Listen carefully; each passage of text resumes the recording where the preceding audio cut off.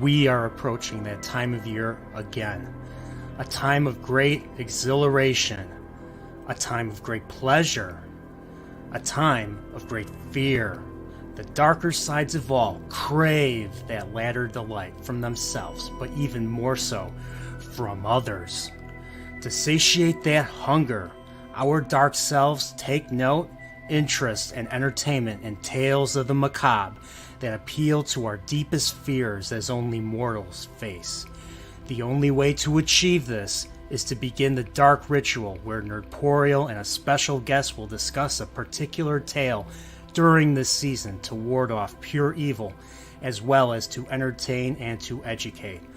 I humbly welcome you to the Serial Horror Chat.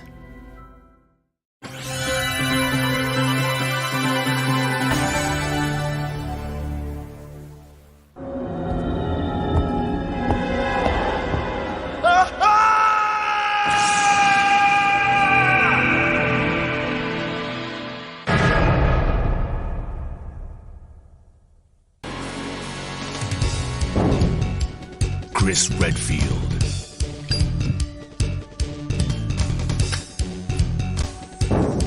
Jill Valentine, Barry Burton,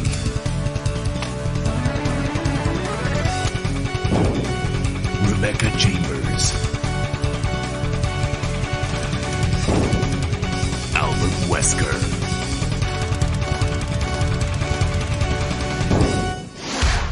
Resident Evil. Another intro for another Serial Horror Chat. What is up? Hello, hello, hello, as Nick Weiser always says. How you guys doing today? Welcome to this new stream. And after this, I'll be off for several days. So this is my final lap for the week. So, but hey, I want to say hello to Dempsey. What's up, Dempsey? Leia Rose says hello to not me, but Matcave. Oh wait, she says hello to me too. Alan Copeland, what's up, Alan? And some guy named, I don't know who this Matcave guy is. I don't know who that is. Jeez. Aussie Star Wars nerd. I think this is your first time here. Welcome. Thanks for coming by. Rich Spoiled Kaiju is here. What's up? Godzillionaire.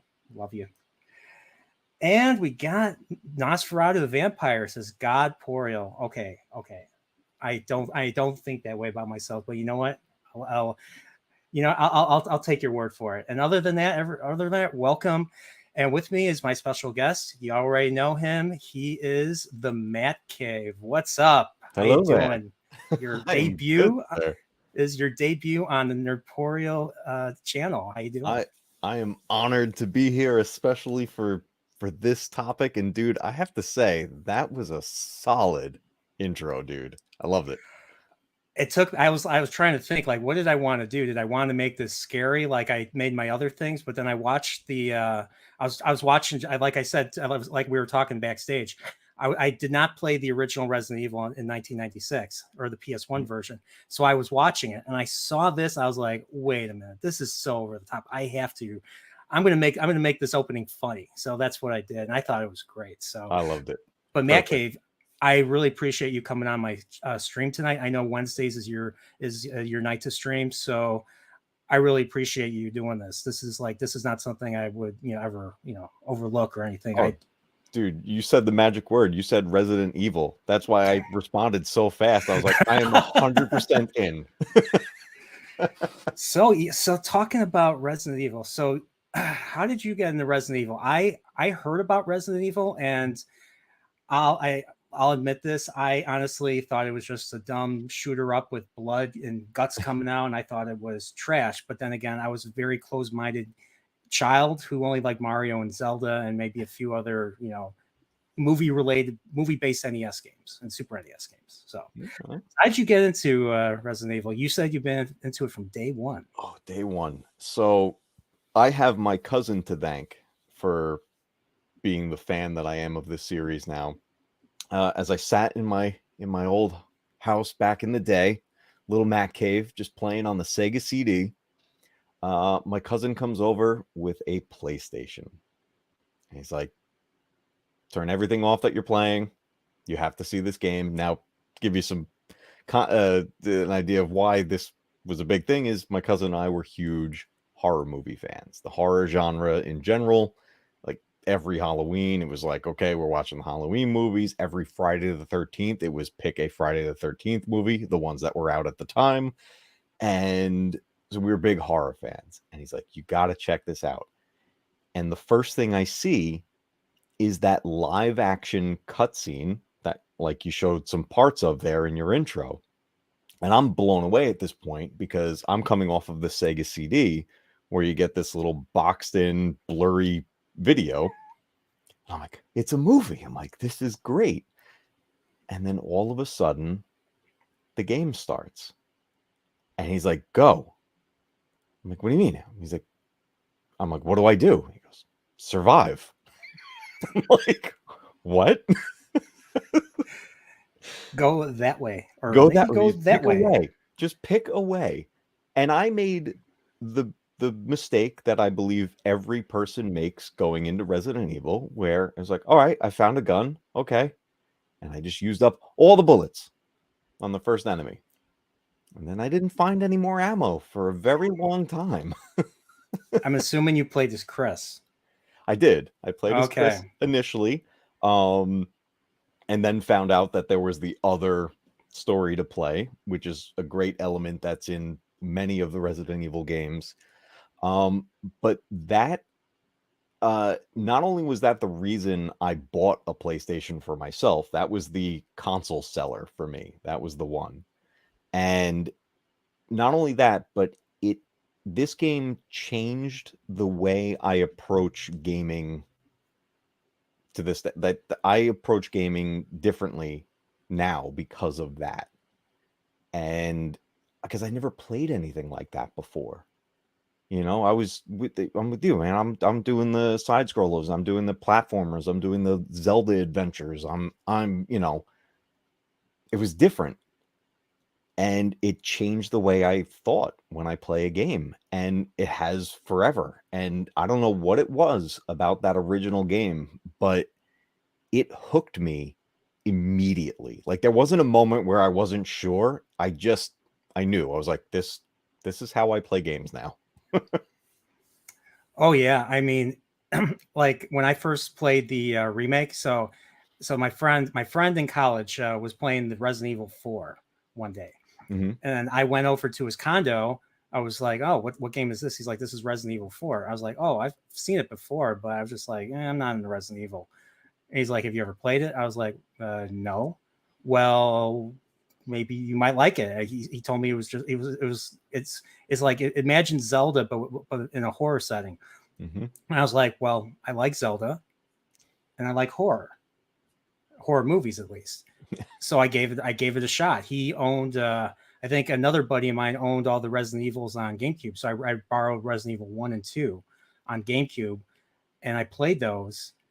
And holy crap, or Resident Evil 0 as well. Those were all out. I was like, holy crap. And I actually started with 0 and then I played 1. So I actually started chronologically. Nice. There you go. 1 is the better game between that and 0, but that's just my opinion. But I played those games. I was like, whoa, this is totally different experience from what I'm used to. I mean, it's got some similarities to Zelda, but it's like you have there's scarcity of, equipment, scarcity of space, and you have to be, there's a way to play it, but you get to really choose how you want to, approach an event. And that's what made these games great. And I mean, and of course they expanded throughout the series over time, but like, I always play as Chris. Like I've only once played as Jill in the original, or for the remake. And I played it wrong. I played it to the point where the end of the game, you do not blow up the mansion. And I forgot why I didn't do that. Maybe it's because I couldn't save Barry or something when you fight Lisa Trevor during that boss fight. I don't remember, during that skirmish or whatever you call it. But yeah, but when I play as Chris, I always manage to blow up the base. I always manage to save Rebecca. I always manage to help that one dude, the one that always gets a poor ending. That I forget what's the name of that. Richard. He either gets eaten by a shark or he gets eaten by the snake. Yeah. So the guy can't get a break. So, but yeah. There's a benefit to taking the route of him being eaten by the snake. Oh, what?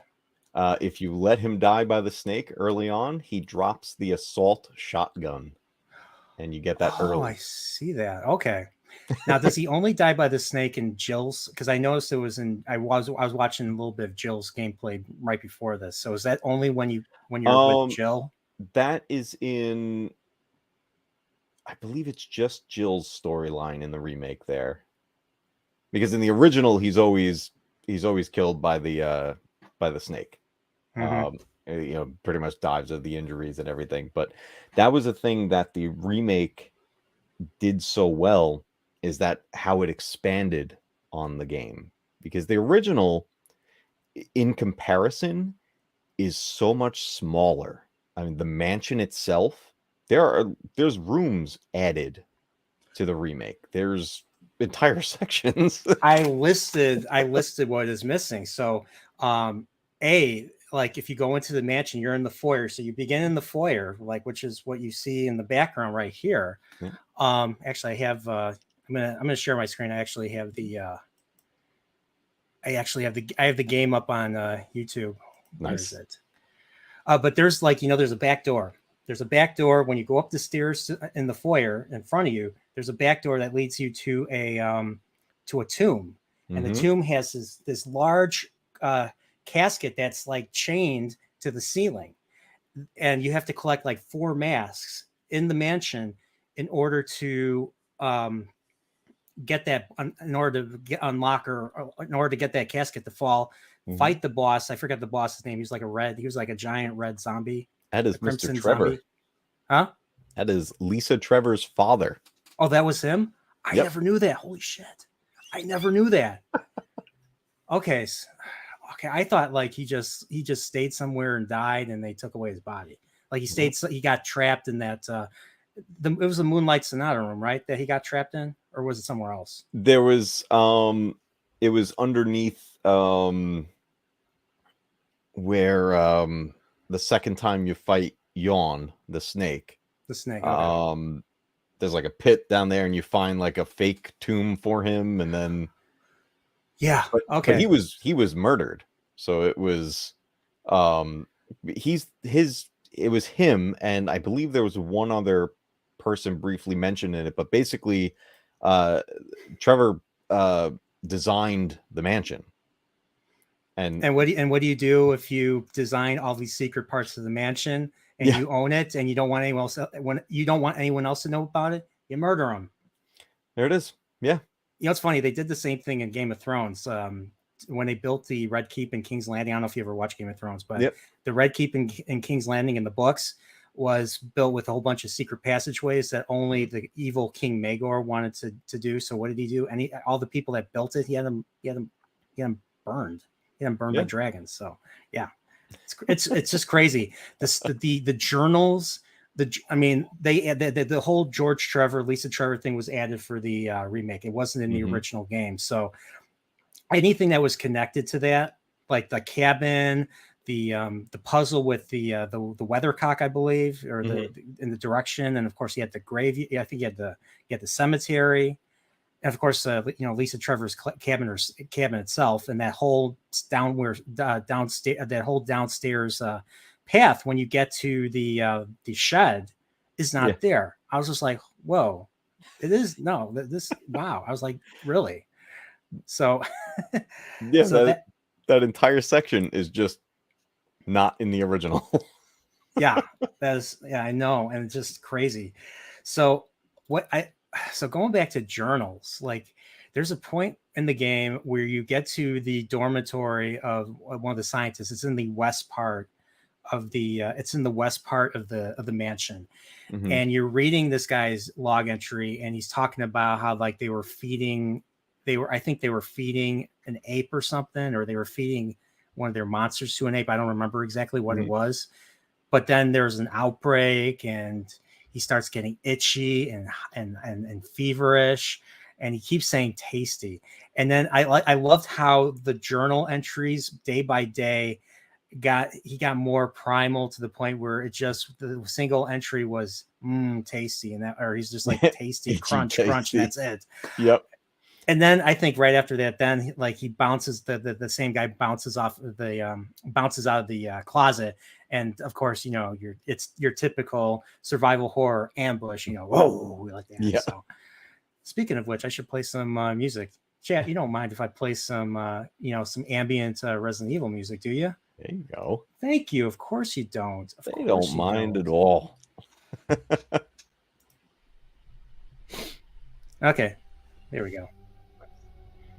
So, yeah, I was just wondering, so what was your favorite, so who's your favorite character? Like, who do you prefer to play as, Chris or Jill? Like, I do prefer playing as Chris Redfield, but there's elements to Jill's story that I actually enjoy more because she interacts with Barry. Barry Burton is one of my favorite characters in it. One for he has probably the cheesiest dialogue in the whole game. You're about to become a Jill sandwich. Yeah. But he's like this, his backstory it was shrouded in mystery in the original game, but we get a lot more depth into it in the remake, and we find out that Wesker was holding his family hostage and forcing him to do this stuff. Oh, I didn't know that. I forgot about that. It goes. That's the thing about the remake versus the original. It wasn't just make the boards and levels bigger. It was, let's expand this lore so that we're telling not just one story, we're telling everyone's story. I mean, this is where the whole Trevor family started. They're not in the original. They're not mentioned at all. Lisa Trevor, one of the most iconic, creepiest characters in the entire series, didn't exist until that GameCube remake. Yeah. And you think about it now, it's hard to think about Resident Evil without Lisa Trevor being involved. She even got a cameo in the recent Netflix series that, there's some shots of her in there. And even actually, she was in the movie too, the one that flopped. Oh, really? I had no idea. The Welcome to Raccoon City. Yep. Oh, okay. Because I think they combine like 1 and 2 and try to make a movie of that. That movie combined 1, 2, 3, and Code Veronica into an hour and 20 minutes. Huh? Really? Yeah. That wasn't a good move. I think there's a lot more story than that. So that was I don't think that was a great idea on their part. Because honestly, I think they could do a movie. Like, I mean, have you seen all the movies that came out back in 2000s? What's Milla Jovovich? Yeah, with Milla Jovovich in it. Yep. I've only seen the first 2, and that's when they first came out. And after that, I didn't see them. So I've heard they've like devolved into just like a romp. It's just like you're not supposed to take them seriously anymore. No, if like 1, 2, and 3, I think are pretty solid. But when you get to about the midway point of 3, you see that they're basically taking a hard right turn and they're just going to go in a different direction. And then they get really weird after that. Very good for just turn off your brain popcorn movies if you just want to be entertained and watch monsters and zombies and stuff. But those first 3 were pretty good. And here's something that it's funny. I was looking up something about those movies the other day, and I totally forgot about this. That first movie came out before Resident Evil 4. Yeah, it came out in 2001. I remember I was in high school. I think I was a sophomore or junior when that one came out. And we actually went right after me and my friend went after school to the theater to go see it. We went to an arcade, and then what's funny, we did play a little Resident Evil at the arcade. I still wasn't a fan of the series at that point, or I haven't even played any of the main games, but I went with him just for the sake of going with him. Yeah. And I was like, oh, it's okay. I had no idea. I was watching the movie. I had no idea what was going on. I had no idea who Umbrella was. I had no idea who. I honestly, I thought Alice was a character in the game. She's not. She was made. Milia Jovovich was made up Yep. for the movies, and And I it's think at the funny time to she was see. married to the director too. Yes, to Paul Anderson. Yep. Yeah, She's in tons of his movies. It's just, why not? You know. yeah. Wife, she's hot. You know, why not? Why not? So, But he's, and she kicks butt. it made sense at the time. I remember when it was announced and that it was him doing it, and I was pretty excited because he brought us the 1995 Mortal Kombat movie. So I was like, all right, he already knows how to make video game movies. You know. Yeah, two is my all-time favorite, and that game stands on its own. It's honestly an amazing experience. I mean, it's so faithful to the first game, and it gives you two very different characters from Jill and Chris, with Leon and Claire. Yep. And just I have to ask you, what do you prefer? Now, this might be an impossible question for you. What do you prefer, the original or the remake? Ooh. I love the remake. I think the remake is stellar. I think the remake is absolutely phenomenal. But the original, this isn't even the original. This is the GameCube port of the original, which, by the way, is my favorite version of the original. This one, every time, because it not only does it have the nostalgia for me, but there's certain points in the original game that it just became some of my favorite moments in gaming history. And the remake left out a few things. Not a ton, but it's not like the remake didn't work. The remake is fantastic. 3 remake left out way more than 2 did. Yeah, I know. It was a shame. Yeah. And that makes me want to replay 3, the original 3. The original version of 3 is really good. And again, you know what it is? That trilogy, 1, 2, and 3, each one is pretty different from the prior. Like, it's, one set the tone, it's the slow grind, it's the mystery. It's like you said, I don't know who Umbrella is. I don't know what's going on here. Like, 1 is your whole I don't know what's going on moment. 2 like is the stars. Yeah, exactly. 2 is the okay, I know what's going on, but how did this happen? And now we're going to get that explanation. And then 3 is the action-packed conclusion. Yeah. Yep, that's right. I mean, 3 is basically you're Jill and you're trying to escape, get the heck out of Raccoon City. What's funny is I think 3 takes place actually like a week or 2 before 2. So 3 actually takes place. 3 actually, if you want to play in chronological order, that actually takes place first. So you probably would want to play 3 first before 2. Yeah, if you were to do this actually in chronological order, you'd play all the way through 1, then start 3, all the way to the point where Jill gets infected, then stop, play all of 2, and then pick up where you left off in 3 and finish it. Have you ever read any of the books? Yes. Bringing up.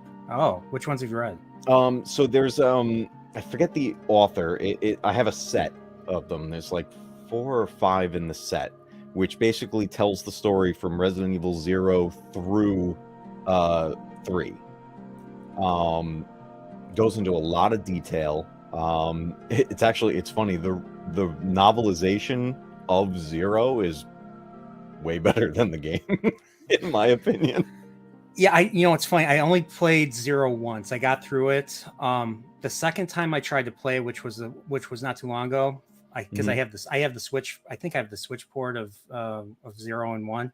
I tried replaying it, and I'm so used to playing the way 1 is, where you're just a single character and you're packing stuff. But when you play as 2 characters, I was just like, oh, I forgot how to do this. It's weird and stuff. Yeah. So I just kind of stopped. But yeah, I think 0 is with James Marcus. He's one of the scientists. I forget which.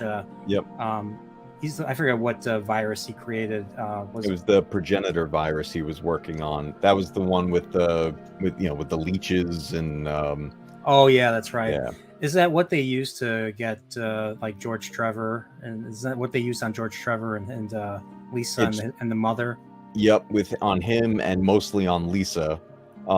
It was a mix because the Progenitor Virus was almost like the core to it, which then helped develop the T virus, which then became the core element for everything going forward. Because the T virus is what allowed the cells to regenerate. But it was what Umbrella was trying to do was not only get this cell regeneration, but be able to control it. And as you go through the games, you notice that the enemies become smarter, basically, to the point where when you get to 4 and you're dealing with not zombies, you're dealing with the parasite that's in that one. And the Ganados are they're talking, and they're people just under mind control practically. And you see that further advanced in 5, and then by the time you get to 6, it's it takes a whole interesting path in there of what this virus can do. But the Veronica virus is probably where, at least in my opinion, the most advancement happened because of the powers that she had, and that's what Alice is based off of. Okay. She's based off of. That's why when you get into those sequels of those movies, Alice has abilities. So. Oh yeah, I've noticed. Mm-hmm. And thinking of like talking about the Trevors and talking about architecture, I thought of a funny scenario. Like, you've seen Seinfeld, right? Yep. You know how George Costanza likes to always say he's an architect? Yeah. Can you imagine if George Costanza was hired by Spencer to be an architect, and he has to come up with the ideas, but then he gets himself trapped and stuff, and he's just like looks at the camera, he's like, Jerry, help me, and just that. If Seinfeld ever did like a horror episode, that's a scenario I would think of. Newman would be Wesker. Newman, because he makes problems go away. And like I just couldn't help but think of that. But yeah, it's just like during the interview with Umbrella, they'd be like, "You're not Umbrella material, like you're not Penske material." Blah, blah, blah. So I just couldn't help but think of that. So see, now I want that version of the game. I want to play Resident Evil as all the Seinfeld characters. Resident Evil Seinfeld edition. So. It's a game about nothing. Nothing. So I have to ask you, what is the scariest creature in this original game that really gets to you, or not gets to you, but like what do you, in your opinion, is the scariest creature that you encounter? Original, I would say the hunters, those like green gorilla looking guys. Those were definitely the scariest creatures I had seen in a video game, like ever up until that point. Especially with how dangerous they were. But when you get to the remake, like the one you have on screen there, those hunters are in it. Yeah, there we go.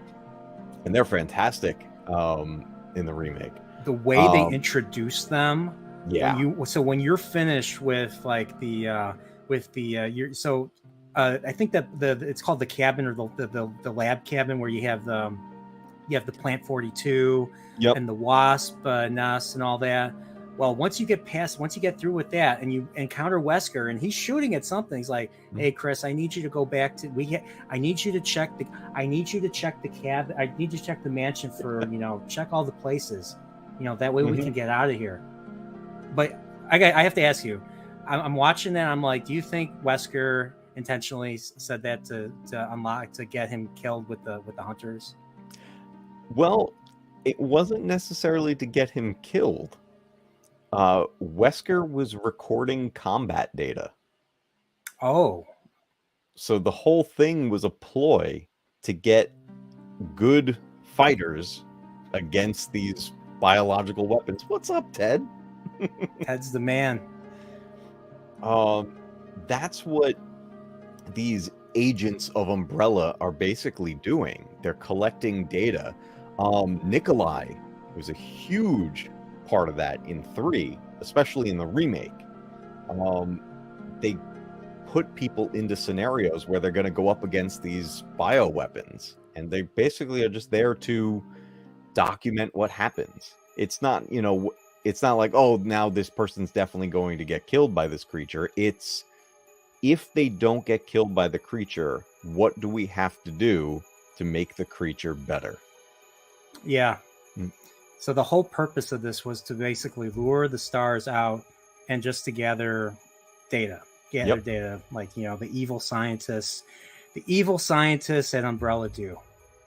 So the whole stars thing was basically, the whole stars unit was basically orchestrated by Umbrella for that very purpose. Those bastards.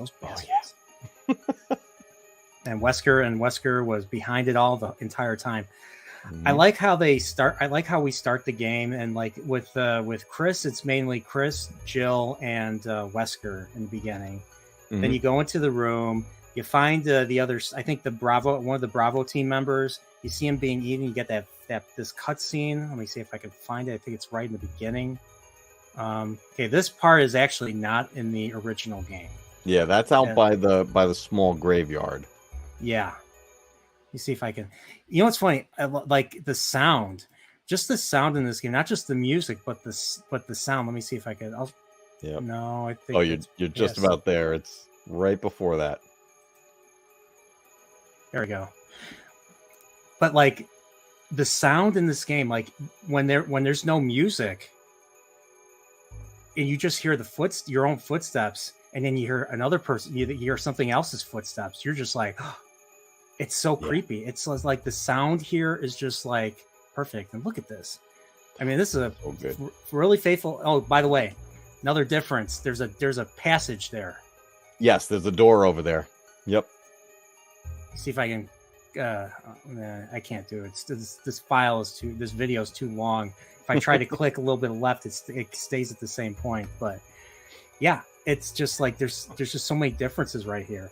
But I gotta ask, what's funny? Like, I don't think the original game's keys had names or insignias like this game. So you have the sword key in this game. You have the shield key. You have the helmet key, and I forget what the fourth one was. Yeah, those were in the original. There's the armor, the sword, the helmet, and the shield. Okay. And I know that the one of the differences is location, like where you find some of the keys in this game is, especially like, remember of course you do. So like the whole mirror room where I freak out every time I go there because I always encounter Crimson Heads. Crimson Heads is something that was added for this game. Yes, so it was. if you shoot bad guys dead, if you shoot zombies dead, and they bleed, you know how like when they fall on the ground, when they're dead when they bleed out. You see a circle of red, a circle of blood. You know that they're dead. But here's the catch: in this version of the game, if you do not burn the corpse, they will come back later as Crimson Heads, and they will be and they will run after you. They will go from being Resident Evil zombies to Zombie Nation or Zombie Nation or not or Zombie. What's that zombie movie called with Brad Pitt? They were all running. Zombie U or no, what was that? That's a Wii U game. Sorry. Yeah. Have you ever played that one? By the way, have you ever played? Yeah, that one. Yep. I kept dying, and I had to start over because when you die, it's a permadeath. You have to start like a new character and everything. You can then find your dead character and take the backpack. Really? Yeah, that's right. It's like kind of like Dark Souls. Like Dark Souls, where you lose lose everything you got, and you have to go get it again. There was one time I couldn't get it again. I was like, F this game, and I just stopped. I got rid of it because I was close to beating it, but then I died at the very end. I died at the very end of the game. I was just like, okay, I'm done with this. Well, yeah, they had a cool thing going with that game. It initially came out on the Wii U, and they utilized the tablet for that. The tablet was your inventory. But unlike most games where you'd pull up your inventory and it basically pauses the gameplay for you, this game did not. It was, all right, I'm looking down at my inventory, but I might get killed on screen because I'm not paying attention. Yeah. Yeah. And you know what? Whenever you like what I have on the screen here, you know how like you have to when you go into another room, it loads and they show just a door opening in a black background, and you just hear there's no sound, there's no music, and you just hear the sound of the door opening and everything. Doesn't that make you feel like? Doesn't that give you like an anticipation, like oh, what's going to be behind there? Because every time you progress, you never know when there's going to be. You never know when they're gonna when a dog's gonna when a Cerberus, those feral dogs that chase you into the mansion in the first place. When those Cerberuses jump into the mansion, if you're outside and they jump into the yard, I just like it just unnerves me. Those Cerberuses scare the hell out of me. And you get that one hallway in the original where there's a line of windows, and it's one of the best jump scares in the original, where the dog jumps through the window, and it's just like you're just all of a sudden in this fight with this dog. And I remember that the first time it happened, I jumped. I think I actually dropped the controller when that happened. I've done that too. I felt the exact same way. I'm trying to see if I can find it. The remake, though, they got tricky with that. So what they did, they were like, all right, returning players are going to know there's this jump scare. Yeah. So they changed it. You get to that hallway the first time, and all that happens is part of the window cracks. Yeah, and that's right. it. And it's like, oh, the dog didn't show up. Oh, and then all of a sudden you go back to that hallway way later in the game, and then the dog jumps through. Yes. Like it just, like my heart dropped when I first saw it, when that first happened. Oh, by the way, this is another thing that wasn't in the original game. This door right here that leads to the Western Terrace, where you have to, I think you have to blow the dog whistle. I forget what you get from blowing the dog whistle, but you summon the dog, and it has like it's got like something. There, yep. You have to get the collar. I forget what's on the collar. It was a false armor key that you then need for the armor key puzzle. Oh yeah, and that which was also added to the game. It's when you go up to you go up to like a higher floor, or maybe not a higher floor, but you're in the second floor, and you're in this added area, the mirror room with the weapons. I think there was some armor in there maybe, but that's the room I'm totally scared of. The Crimsons, the Crimson heads are just chasing you especially later in the game. They're so nasty too. But like the first time I played that, getting the key, get the key out, and all of a sudden this grinding vehicle is advancing on me. I'm like, what do I do? What do I do? And this was before I knew you could just put it back. I didn't know you could put it back. So I was like, oh, I'm dead. I'm dead. I'm dead. Yeah. Oh, Jay Musa's here. That damn cracking window scared me more. That scared me too when I was just rewatching some of the remake. I didn't watch all of it. I was mainly watching 96, but because I didn't play 96. So, but yeah, that's just crazy. Trying to think what else. So you remember if you have a favorite puzzle? Because I know they add a whole bunch in this.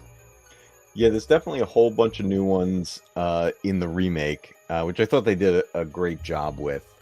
Let's see, in the original. There's the key. That's what we're talking about. Yep. So there is a puzzle that's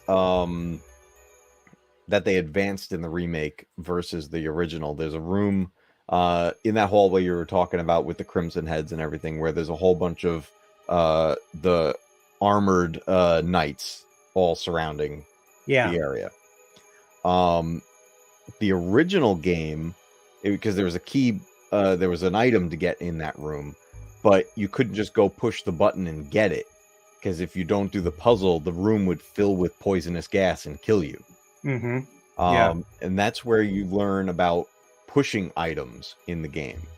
So there's like a statue thing you could push over the vent, and you figure it out. It's like, oh, can I just cover the vent and then block the gas?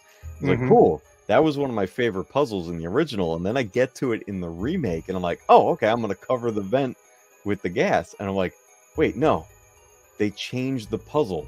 Now Yeah. you got to interact with the knights and figure out which order to push them in, and Yeah, and they have, I think they have like the plaques of because they each night I was like, what is make what how do I tell? And the thing that makes them unique is that they carry different weapons, and you have to look at the wall in front of you, and you have to see how their formation is. So you have two in the front, and you have the other two in the back, and that's how you have to. That's where you have to push. So whoever, whichever knight you have to push out is what you do, and then I think you click the button, and then it opens. yeah, So. and it opens, and you're good. And even at that point, that opens up, and then it gives you a box. That the box itself is a puzzle at a point. One of those boxes. Oh, by the way, Matcave, I learned something today that I never knew I could do. And I played the first Resident Evil several times, and I never knew this. I did not know you can combine red and green and blue together. Yes.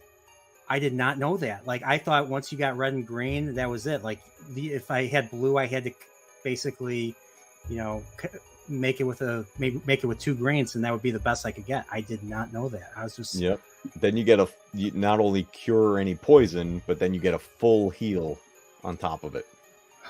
Yeah, that just blew my mind. So I love it when there are things that you learn even after how many times playing the game. That's what makes this game so awesome.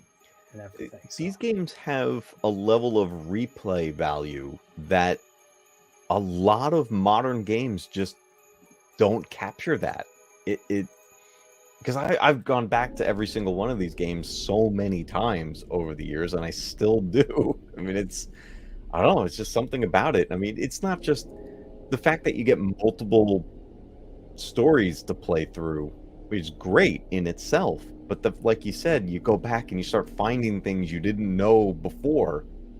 It just keeps you coming back for more. Like the first game giving you the 2 scenarios to play with. The second game basically giving you 4 because there's an A and B version of both characters.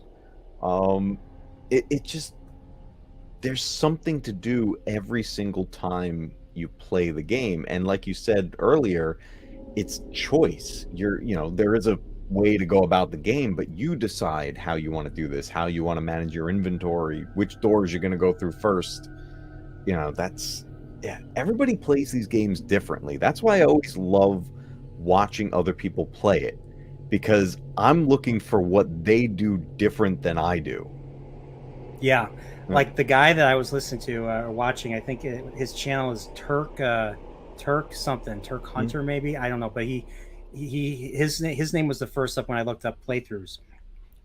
He was so good at, I mean, I've never played the original 96 version, so I don't know how difficult it is, but he was using that knife. He was using the knife like it was like a lethal weapon. Like, I can't use the knife for, at least in the remake, I can't use the knife for the life of me. Can you use the knife to? It takes some getting used to. It's all about learning how far away, or no, I shouldn't say how far away. It's all about learning how close you can get to the zombie before he lunges. And then it's about getting past that lunge. Because in the original and also the remake, you could do the normal swipe, but you can also swipe low and you can swipe high, trying to get the headshots. Which is interesting because you can't, for the most part, you can't truly aim for the head shooting. You get lucky, and then sometimes you get the head pop, and you're thankful because you saved some ammo. But if you're good enough with the knife, you can take these things out pretty quick. You just have to be ready to like kind of stick and move and just juke past the zombie. Yeah, that's what this guy was doing. He's juking past. He was backing off. I'm like, there was a point where there were 4 zombies and he didn't get hit. He didn't get hit once. I'm just like, whoa, I'm like, I would be dead. I would Yeah. totally be dead by now. So Oh, I've seen knife only speed runs, and I'm like blown away. I'm like, I don't understand how they do this. I see people do the knife runs now on the remake of 2, like, and showing you how to defeat William Birkin with the knife. It's like, are you out of your mind? It's like, and they and explain Mr. it as X. they go. They're like, stand here, hit him twice, move here, do that. I'm like, what? Like, how did you figure that out? And like, how long would it take? Yeah, How long would it take to beat? dude, it's impressive, man. Some of these runs are just unbelievable, and I consider myself to be pretty good at these games just because I've played them for so long. But I watch some of these people do these speed runs or do runs where it's knife only or whatever stipulation they put on themselves for it, and I just sit back and I go, I can't do that. I don't know how you did that, and I'm like impressed every time. Did the knife include? Did the knife only even include Mr. X? Oh my god! In the second one, yeah. In the second one, Mhm. okay, you're talking about the original, right? Not the remake. Both. Oh, both. Ooh, because I've had a hard time with Mr. X, even with the best weapons I had. It took me forever to beat him. Yeah. There's a fun trophy in the remake with Mr. X. If the first time you run into him when he lifts the helicopter out of the way, shoot his hat off his head and you get an achievement. You do? Yeah. Oh my gosh. Yeah, that's a fun trophy right there.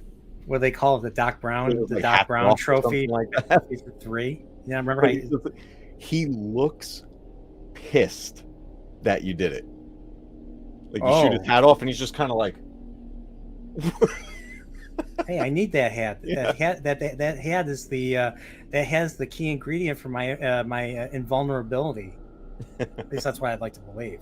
Because that hat never fall. I don't think has that hat ever fallen off of him. I don't think so. Other than unless you shoot it off or use a rocket launcher or something that blows it off, he'll keep it on the whole time. But I always I remember the first time I came across him and did that. I didn't even know it was the trophy. I just did it because I was like, I'm going to shoot his hat off. And it worked. Do you know the answer to this question? Does the quick knife swing pause menu knife glitch work in the remake? I have no idea what that even is. I don't know if it works in the remake. It obviously in the original it does. Because what it does is it skips. I forget if it's either a single frame or 2 frames of animation. And that's what makes it effective because you're no longer having to pull back. You're going right at them every single time. I would imagine it would work in the remake. Huh. I got a question for you actually. Oh, sure. Do you know what game inspired Resident Evil? Well, if I want to cheat, because I have actually, you know what I have up right now? I have the Wikipedia for survival horror up right now. There you go. It should be in there. Well, there's 2 games that came out before it, but honestly, I don't know. There's 2 games that they mention. One's called Sweet Home and one's called Alone in the Dark. I don't know if that's either of the games that you're talking about, though. Sweet Home, which was made by Capcom, and it was on the Nintendo. It was on the NES and the Famicom. And this was a survival horror game on the NES about a group going to a mansion and solving puzzles to get past monsters. Oh. And it's a tough game to find. You can get, ROMs of it and stuff, to play on emulators and things, but to get an actual copy of the game, they're a little expensive and they're tough to find. It looks very Zelda-ish because it's got the top-down. Yep, it's got the top-down look and the top-down look. It has a lot of similarities to the original Final Fantasy with some of the the dialogue-based things and choosing items that way. Yeah. Kind of remind me a little bit also of the Friday the 13th game on NES. As far as I've never played it. I've only seen angry video game nerds video of that. So Yeah, but Sweet Jason. Home, it's one of those games that you know, if you're ever curious, like check out a playthrough of it, and you'll see right away, you'll see why this was the start of Resident Evil. It just looks like, I mean, like you said, the setting, the fact that right here it says it's Metroidvania, and you get so is this like an RPG where you get like random encounters like in Final Fantasy? Yep, it even does the doors. Like you get to the doors and it does the door opening. Really? Yep. Oh, and this was also Capcom, so yeah. Yep. Of course, Capcom's going to rip off from themselves. Yeah. Like most companies do. Like now, for instance. Yeah. So, that's interesting. I'll have to check this out. According to this, it never came out in the United States. It's only came out on the Famicom. And, so there was a US release, sort of. It got a translation years later, so you can find NES carts with the English translation on it. But again, it's one of those like hard to find games because it really wasn't an import at that point. But definitely for any Resident Evil fan, it's one of those games that's worth checking out. It's in some way, whether you're watching a playthrough or you can try it, just to see where all that inspiration came from. This is interesting right here. I'm reading this, and it's saying that Resident Evil was originally supposed to be a remake of Sweet Home, but they lost the license for it. So I didn't realize they lost the license. I thought they just decided to go a different direction. It says Fujiwara believed the basic premise of Resident Evil was to do things they was unable to do in Sweet Home. Since Capcom no longer had the rights, and of course this is Wikipedia, so I don't know, who knows if this is true, but it says since it no longer had the rights to the Sweet Home license, they had to invent a new universe. But the game still adopted, of course, many elements. So yeah. I have to watch. I'm gonna have to watch.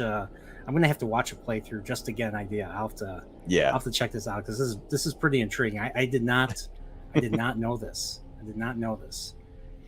And I did research. I didn't do enough research apparently. I didn't know this, so I take responsibility. It's all good, man. I got your back. I love Better Call Saul that way. The way that you just said Saul Goodman, so it's all good, man. So I'll close out of this and let's go back. I think this is the best. I think this is the best journal entry right here. I think this is one we talked about earlier. So yeah. Another thing I really liked was that you find sheet music in the game, and Rebecca. So if you're Jill knows how to play the piano, so she just plays it perfectly. Because Jill is just the best, Jill's the best, I guess. Then she's the easy mode, so you don't have to wait for it. Whereas so Chris cannot play the piano. He's just a dumb soldier, specialist, whatever. He's not dumb, but he can't play the piano. He's the character they cannot play. And so Rebecca comes in, and even she cannot play it. She's learning it, and she's making mistakes. And I love how she's making the mistakes, and you can hear it. And I don't know if I think the remake, you go into the hall, you can hear it in the hall. Yep. You can hear her trying to play it. And then I think you have to, I don't know if it's a time thing or if you have to progress in the game in order to come back, and then she'll be like, Chris, I learned it. Yep. It's basically... It all depends on whether or not you're holding an item yet, and also not so much time, but almost distance. So the trick with that is if you already have the tablet that you need to use at that point after the secret door opens, basically leave that room, let her practice, go down the hall, go back to the main foyer, the first area, and do a lap around behind the staircase down where the other door that's added, where you deal with Lisa Trevor later. That's right. That's right. Yeah. Do a lap, come back, and go back down the hall, and then she's ready. And then she's Chris, I did it. Okay, I didn't know. Okay, that's okay. That's okay. I didn't know that. What's funny is you can actually go in the original game. You can go behind the stairs. But there's nothing behind the stairs. That's the problem. See, one thing it's They were, interesting too, because that spot is actually, I was actually surprised that they didn't end up doing something later on, because if you go back into Code Veronica, you go into an area of that game that's basically a replica of that original mansion, and behind the stairs is where Chris finds Claire captured. She's like stuck to the wall uh, in this like goo, but there's no door there. So it was like, I always wondered, if they do a remake of Code Veronica, will they include the door that leads to Lisa Trevor? But yeah, it would be right down there actually in this guy's gameplay. mm-hmm. I love that shot. That shot right Yes. there. The candles in the foreground and everything. Oh, it's so gorgeous. Yeah, I mean, like, I have to admit though, like, I know Resident Evil.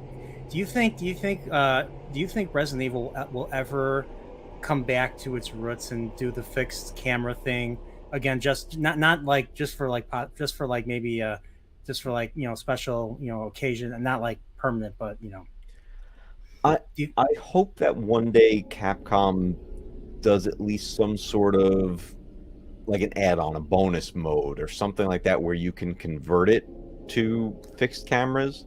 yeah, Because I don't think they'd ever truly go back to this. There are, though, lots of fan-made projects out there that you can actually download and play, where they've taken the modern ones and turned it into fixed camera. But then there's also the fan projects out there where they take this original game and make it an over-the-shoulder third person, like the remakes.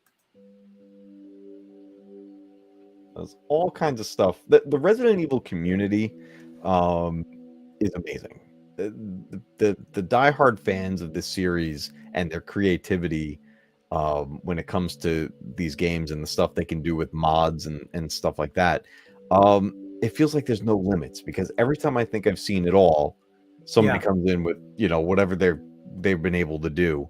One of my favorite mods I ever used in the Resident Evil 2 remake on the PC version was, somebody made it possible to take the Ghostbusters from the Ghostbusters video game and put them into the game as the character models. So I played Resident Evil 2 as Pete Venkman. Yeah. Wow. Mm-hmm. I guess the zombie has no dick. It's true. It's true. It's Mr. true. X has no dick. It's true. That's even better. That's even better. Wow. That.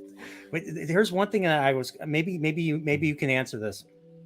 Talking about fans, I'm curious, because one idea that I had after they did that they did Resident Evil 3, over the shoulder, Mm-hmm.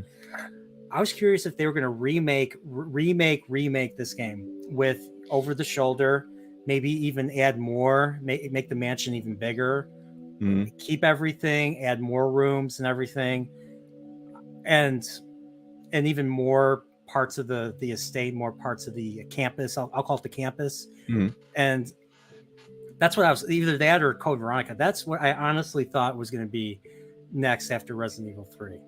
Yeah, I thinking about 1 was a long shot, but I'm curious if anyone's made a third person version of the first game. So it's definitely something fans have been asking for. It's mostly a Code Veronica remake at this point, but there's an interesting side game that exists, 2 of them actually, that turns these games into on-rail shooters, like playing in an arcade. And they came out on the Wii and the PS3. The first one was the Umbrella Chronicles, which covered Resident Evil 0, 1, and then jumped to Code Veronica. That one didn't go to Code Veronica. That one went to like stuff we never saw before. It was a separate mission that Chris and Jill did, and but then they made Dark Side Chronicles, which had Code Veronica in it and 2. And at that point, that was the closest thing we ever had to a remake of Resident Evil 2. We were seeing areas from 2 in, at that time, In modern 3D. day graphics, and it blew me away. I was like, this is great. I tried playing Umbrella Chronicles and I just kept dying. Maybe it's because I'm not used to rail shooters, but that game kept kicking my butt and I never beat it. It's a tough one. Dark Side Chronicles is also tough, but I think they toned it down a little bit. I also think Dark Side Chronicles is the better of the two because it features my favorite one. It has 2 in there, and then the Code Veronica stuff that's in there. But the other thing it does is it expands on a character that we basically had no information about from Resident Evil 4, and it's Krauser. We knew nothing about this guy. He just pops into the game out of nowhere, and then he's gone almost just as fast. But Darkside Chronicles follows Leon and Krauser on a mission together, and then Leon's telling him the story of what he went through in Raccoon City. So there's so many side games to Resident Evil. A lot of people don't even know some of these games exist. Yeah, I still have not played Resident Evil Revelations. I think there's how many games now? I haven't even kept track. There's 3 2 now, right? Revelations games. The second one is broken up into like chapters. Oh, okay. Because I think those take place before 5. You play as Jill, I believe, in those. Yeah. And it takes place before she gets kidnapped, or not kidnapped, but before she has that fight with Wesker and they fall out of the castle, I believe. I was rewatching 5 because I forgot all about 5. Like, I forgot what happened. It's been like, I don't think I played 5 since like probably 2011, 2012. 5 is a lot of fun to play, especially because of the online co-op. Oh, I thought you were gonna say because you're in a volcano and you as Big Buff Chris are just moving it. You're just pounding that boulder. You're getting that boulder. Rocks. You punch a boulder. Yeah. Mm-hmm. Oh yeah, that's spawned so many memes. Yes. 5 was good. I like 5. 5 is a lot of fun. Yes. It's. I mean, this is a series that you could meme all kinds of things and just. But you know what it is? There's so much story to it that the idea of having anything that's a spin-off from it is so easy to do because there's so many stories to tell. I love the world building. Yeah, I love the world building. Just the exploration of this game pays off. You learn so much about where you are. You learn stories within stories. You care about these scientists who you don't even know their names in these journals, and their stuff is. Oh, I muted you. Can you hear me now? Yep, I got you. I think I can't hit the mic. I've done that. But like just like that first journal with that scientist who eventually becomes a zombie, he goes munch. You're feeling for that guy. And then there's another one where this guy's writing a letter to his wife. He's like writing a letter to his wife because he knows he's infected and he knows he's going to die soon. And he's just like, if you find me, please end me. And it's just such a heartfelt, this was such a well-written game. And like just the ideas that they came up with, all the lore that they added. There's a reason why I dislike Resident Evil 6 the most, and it's because they didn't have journal entries. 5 still had journal entries. 4 I think still had them too. Yeah, it's still. But 6 didn't have them, and I was just like, "What the hell, game? What the hell, Capcom? Seriously?" Yeah, 6 is weird. I like the story, but it has all kinds of controls and gameplay flaws that are tough to get past. But it's the journal entries, it's the documents, the files, which they bring back in 7 and 8, in the great style that they did with these classics, where like you said, you're caring about these characters that you don't even see. By the way, you feel like going to the aquarium right now, because that's what I'm playing right now. Oh boy. Yeah, this was always creepy to me. This was probably, even though sounds very soothing, it's a very creepy, especially you go into the flooded So you're in the back. So you're past the shed. So you're out of the mansion. You're past the. Maybe I can find it here. This is before. Maybe I can find it here. But you're in the. You're basically in an underground area. The shark. It's got sharks. It's flooded, and you have to go and you have to basically try to drain the water. At least in the original. But in the remake, there's actually a big boss. There's actually a big boss called Neptune, or are all the sharks called Neptune? I forget. I think they're all called Neptune, but there is that big one.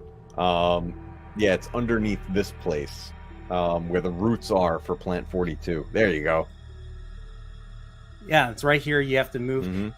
A very Zelda, like, once again, this supports my Zelda theory that, like, you have to move crates to progress. And here you have to move 3 crates in a row to have them float in the water so that you can cross the pool, because you can't cross the pool otherwise. So yeah. And Chris didn't know that if he just broke open a box, there's a chicken inside, and you could just use the chicken to fly over. Cell Shade says there's a trailer for the Resident Evil 1 over-the-shoulder fan remake. Yes. Let's go look for it. That one is very close to being out for the public to play. It looks great. It looks phenomenal. Resident Evil 1 over-the-shoulder mod. Let's first, I think that third one down. Is that? Oh, that's 9 months ago, but that might be the first look. Oh, that's the remake style. Go down 2 more where Residents of Evil looked at it. 96 edition. This is the one that's about to come out. And again, a passion project by a fan. Residents of Evil. Yeah, it's a great channel, by the way. Residents of Evil is fantastic, and Let's Talk Resident Evil is another great channel. Dude, shut up. That's out of my background. Yeah, this guy. I want to hear this guy talk. Oh, look at this! Wow, that looks great. Let's see if I could skip here. Guy is talking, and he's talking very nerdy, and so I'm kind of getting turned off right now because he's talking so nerdy.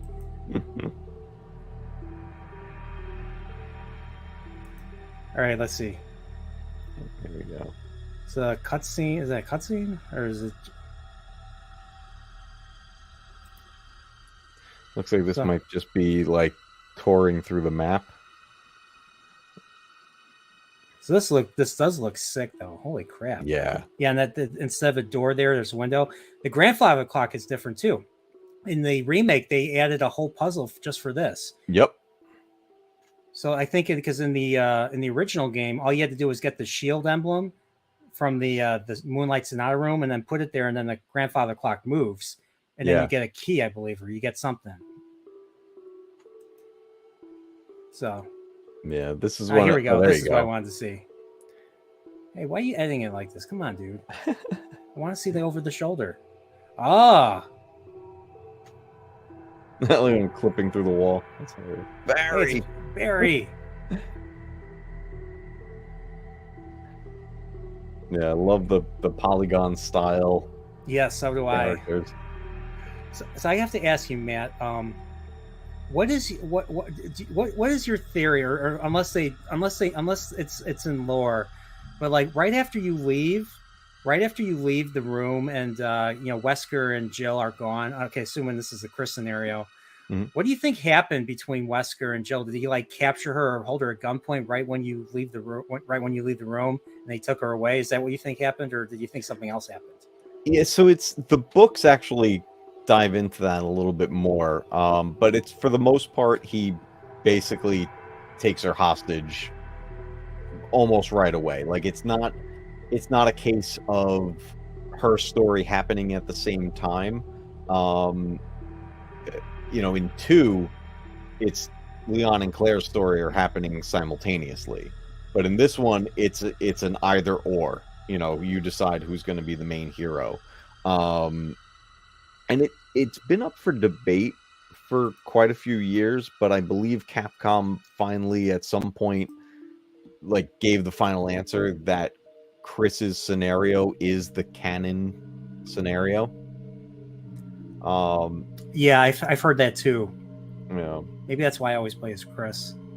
Besides the fact that he's the harder difficulty and the funner. I think he's the funner I like funner character to his choose. scenario too, because you know what it is. I also like and this could be a little bit of a segue here. Chris's scenario. I'm sorry, not Chris. Leon's scenario in Resident Evil 2 introduces my favorite side character, which is Ada Wong. And that's the thing about these games too, is because you have different scenarios, these characters interact with different people. Chris works with Rebecca in the first one, and we get introduced to her and learn about Bravo's team and things like that. And then Jill's working with Barry. So you're getting these different story elements, but then they take it a next step further in 2, where because the stories are happening simultaneously, these two characters interact with different people for different reasons. So you got Leon meeting Ada, and then Claire running into Sherry Birkin. And you actually get to play as those characters. Yeah, that was I loved that about the remake of 2, especially you're playing as Sherry and you're trying to escape the I think the police chief, and you're in that creepy toy room. Oh, in the orphanage? Yeah. Oh man. I think there was a creepy. I think there was another creepy toy room in that game. I think it was in that game, or was it 7? Maybe it was 7 that had the creepy toy room. 7 had the very creepy toy area. Yeah, 7. Wow. I need to. I've only played that one once, and here's the thing. Apparently, it wasn't complete. Like there was DLC. Like I was like, when are we going to fight the brother? Like when are we going to fight the brother with the saw guy? And we never did. We beat the game and he was unaccounted for. I was just like, what the heck? So you deal with him in DLC and you play as Chris Redfield. As Chris. Oh, okay. So this happens after everything has already went down. After the end. So after Ethan and Mia get taken away on the helicopter, Chris stays behind to finish his mission. Oh, I see. Okay. It's actually a really good DLC section with good puzzles too. What did you think of the way they made Chris look? He looked very different. Like he looked like they gave him blonde hair, or was that supposed to be gray hair? Because he's obviously much older. Almost light brown, and then he looks even more different in 8. These characters go through some pretty extreme changes. Jill's a good example. She looks very different in each version. Claire has gone through changes. Chris definitely went through an extreme change from the original to 5, because in 5 we get steroids Chris Redfield. We punching boulders, and yeah, that was in volcanoes of all places. Mm-hmm. Do you think that it was? I think 4 was the first game that had QuickTime events, right? Was it 4 yes. Okay. And I think then 5 took it to another level, and then 6 went batshit crazy with 6 QuickTime events. Was all over the place. 6 doesn't know what it wanted to be. It was basically an action game. It was an action game with some horror elements. It was still a lot of fun. I enjoyed playing it, but it was so different. To me, it's the bottom of the barrel for Resident Evil. Now, in my opinion, every Resident Evil game is good. So that's like, it's better than most. It's still better than most games that come out. I don't think I've ever played any other survival horrors besides that. I haven't even played Silent Hill. Ooh, Silent Hill is oh wow, that's cool, having the other RPD members there. Silent Hill it definitely gets compared to Resident Evil all the time. But Silent Hill is a very different type of game. It's more psychological, I believe. Yeah, it's psychological. I think Silent Hill is scarier in the sense that you're dealing with like mystical things. Like you're dealing with supernatural stuff. Whereas here it's all scientific. Yeah, this is like grounded. Resident Evil's grounded in science and reality. It's like we made this, and now you're fighting that. Yeah, Silent Hill is like, it's just creepy. You're just like, you ever see the nurses in Silent Hill where they're twitchy moving? No. Oh my God, they're just yeah, that's some scary stuff. I know. Silent Hill is was supposed to be. I think Silent Hill came out after Resident Evil. I don't know if this was Konami's answer to this. Yeah, maybe. Yeah, I don't know. Yeah, I've both tried in the mid to late playing it on the 90s. PS1, my PS1 Mini, and I played a little bit and I just like I don't know how to play this. So It's a weird game. yes, it is. Like you're running, and I don't think you have any weapons in that game either. You have to you don't kill. I don't think you kill enemies in that game. So You do eventually. You get a gun at a point, very limited ammo. Silent Hill 2 is definitely the superior one out of those. Definitely one of the big fan favorites. Is that the one with the pyramid head? Yeah. Okay, that's scary. That's creepy. It's one of those games where it's like, if you come from Resident Evil, you're trying to play it like Resident Evil, but you can't. Like it is a very different experience. Which you know how I kind of look at these? It's how? Because I never fully understood them being compared to each other because I feel like they're so different. I relate that to comparing Star Wars to Star Trek. I'm like, they're totally different. I'm like, yeah. One is fantasy, and one is grounded. One is grounded in our universe. Well, kind of grounded in our universe. There's still some magic, some space magic in Star Trek, or called quantum. Just call something quantum to come up with a new idea or MacGuffin, and there you go for Star Trek. Especially the later shows where they were running out of ideas. So. But where Star Wars was more of space fantasy. That's what I call it. Space fantasy, very mystical, very war. I mean, it's like Lord of the Rings in space, but with with robots instead of elves or and aliens. There you go. So By the way, I haven't watched Andor. I've heard it's pretty good. If you like a slow burn at the start. If you know what it is, because it's the writers from the Born Identity. Oh, Born Identity. So if you like that slow buildup of like, I'm thrown in the middle of this and I don't know what's going on, but all of a sudden you start to learn why. Do they have all the quick fight cuts that they did in Born Identity that they copied in Daniel Craig Bond films? To the point they where didn't go that extreme, but I will say this week's I don't want to see episode.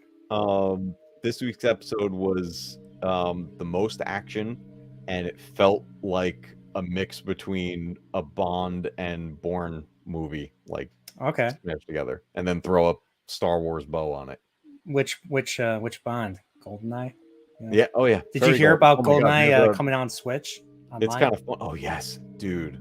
I was like, because they're announcing all these Mario parties. Like, who cares about Mario? Well, a lot of people care about Mario Party.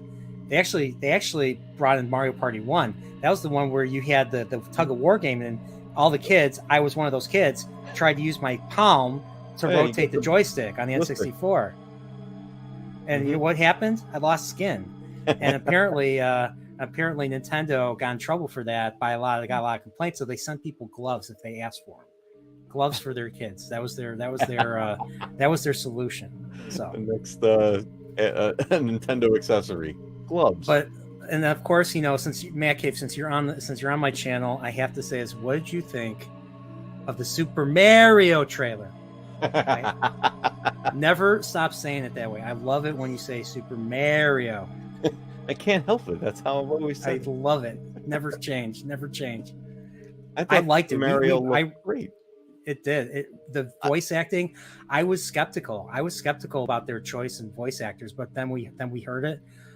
And I was like, wow, this is actually better than I thought. This actually looks really good.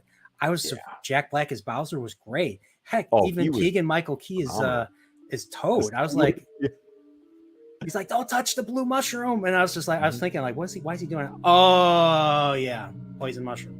Mm-hmm. Yeah. I thought that was a pretty funny joke, actually. I was like, wow, that is pretty hilarious. And it's one of those things where like, I know everyone's freaking out about Chris Pratt being Mario.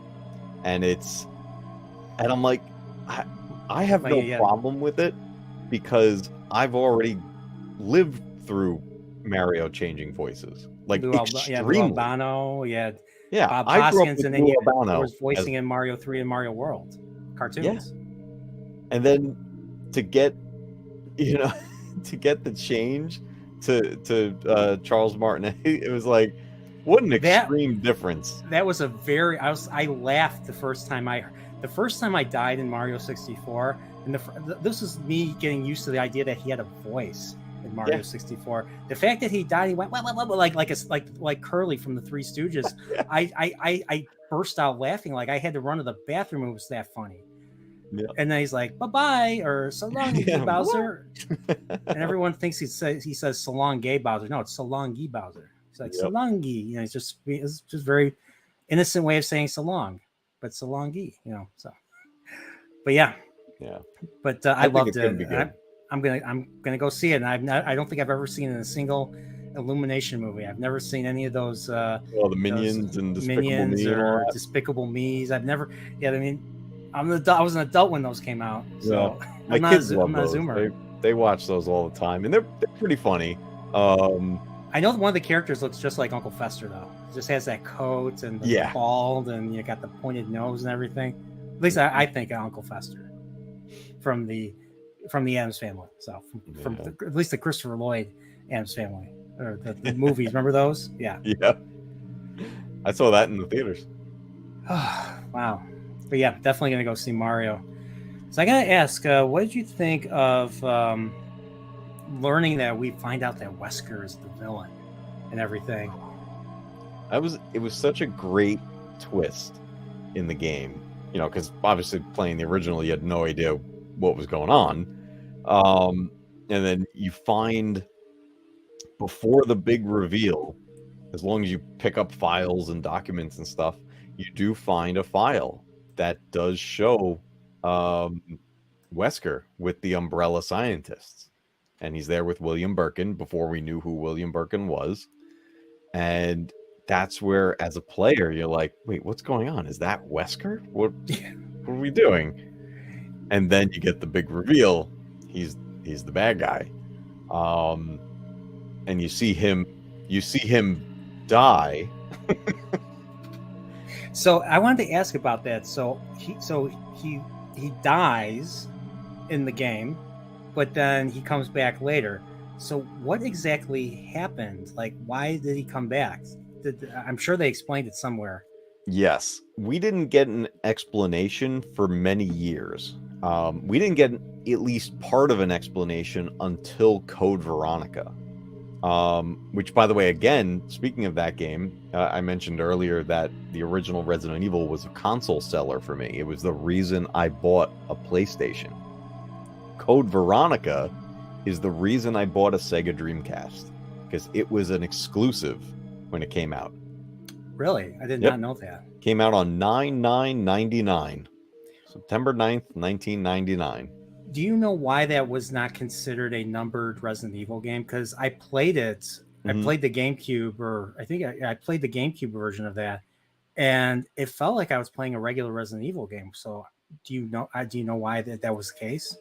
The intent was to try to take the franchise into a bit of a different direction, which Code Veronica does. It goes into kind of a strange direction. But the reason for that change and the development of Resident Evil 4 happening around the same time actually worked out in all of our favor as gamers, because it was that decision which spawned the Devil May Cry series. That's another Capcom franchise that is a great game, especially the first one. Resident Evil was going to go into that direction of being like kind of gothic and have castles and all this stuff, which we do get the castle in Resident Evil 4 and things like that, but it was such a departure from what the series was at that point that at the last minute they decided not to do it, but they already developed a ton of it. So instead of scrapping it completely, they turned it into Devil May Cry. and then we got Resident Evil Code Veronica as we have it, and then finally Resident Evil 4. But the intent at the time was, we've done this story with Raccoon City, now let's move in a different direction. But it was really one of those like last minute decisions to just not do it. And Resident Evil has a history of that. Resident Evil 2, as we know it, that wasn't how it was going to be. You can actually download this and play it. You can download Resident Evil 1.5. I've heard of that. I've heard of that. That game was almost done and was going to be the sequel. And then during some tests and everything before they finished it, somebody was along the way was like, this is way too similar to the first game. Like, we don't want to copy it. So then they just started over. But the code was out there, so you can actually get it. And multiple sequels have started over in the Resident Evil history. So it's kind of interesting that kept happening over the years. But did it take place in this like another mansion pretty much, and very it was similar still the scenario? police station. It was going to follow Leon was there from the start. Claire was not. She was originally going to be a brand new character named Elza Walker and have no relation to any of the other characters. She was like a stunt motorcycle rider or something. Like, she was sort of like a stunt woman or something like that. She was reworked and became Claire, and then reworked again to be Chris's sister. Oh, I see. Oh, okay. Yeah. Huh. Interesting. But yeah, man, I do have to ask, what did I write down? What else did I write down? So we talked about the differences. We talked about the rest of the series and all the homages. What's your favorite part of this game, of the first Resident Evil? Like, what part do you remember, like, that spoke to you the most, that really? I think the overall mansion design is my favorite portion of the game. Obviously, it's the main portion of that game. The most frustrating area, in my opinion, is the caverns down in the caves, where the boulders can roll down and squash you. Mm-hmm. Oh yeah, that's happened to me. To me. That was one of the toughest and most frustrating areas of the game. But I think if I have to choose a favorite section of that game, and it's the shortest by far in the whole game, it's the Umbrella Laboratory. And finally getting down there and seeing, the zombies that are walking around at this point are wearing, medical coats. They're doctors. They're just... What were those things that kept crawling out of the vents in the Umbrella? What were those? I'm trying to remember what they were intended to be. They are insects. It was an experiment with insects. I forget what type of insect it was supposed to be, but mixed with a human, because those were people.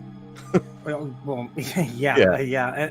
But like, especially when you're going into the engine room, mm-hmm. to set up to bypass, get the B to be able to access the B4 where where the tyrant is. But they keep coming. Like, you have to have like a shotgun with you, because they're going to be crawling. They're going to be crawling on the walls trying to get to you. It was so creepy just doing that. I was like, oh no, I'm running out of ammo. Shoot. Yep. Chimeras. Cell shade says chimeras. Yep. Okay, chimeras. Okay. Those things were creepy too, because they make this sound when they come out that like click, I think. Yeah, it's like it's like oh man, they're pretty scary actually, and they were done really well in this remake. I'd say in the remake of 1, I think the guest house section which leads to the sharks and everything like that. I thought that was really well done. But having additional areas, I love that tomb where you go down those stairs and where you put the masks, the 4 masks. That's one of the creepiest areas in that game. The lighting is perfect. You're going down that dark stairwell and there's just some flickering light from the fire. Yeah, the lighting was great. The Yeah. lighting was great in that part. Like, you just like, whoa, where am I? It's like, it's almost like is this real?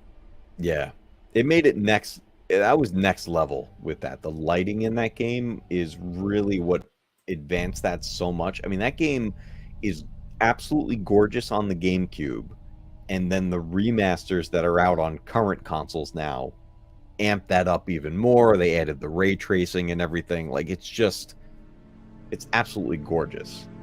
And that's a thing about these Resident Evil games too, is that the environments are so well done and there's so much detail that you find yourself searching everywhere. Like, you want to go look at everything. And there's so many games where you can't really say the same about them. How many games have you played where you're just running through and you don't remember what the environment looked like? You're just going, doing your objective.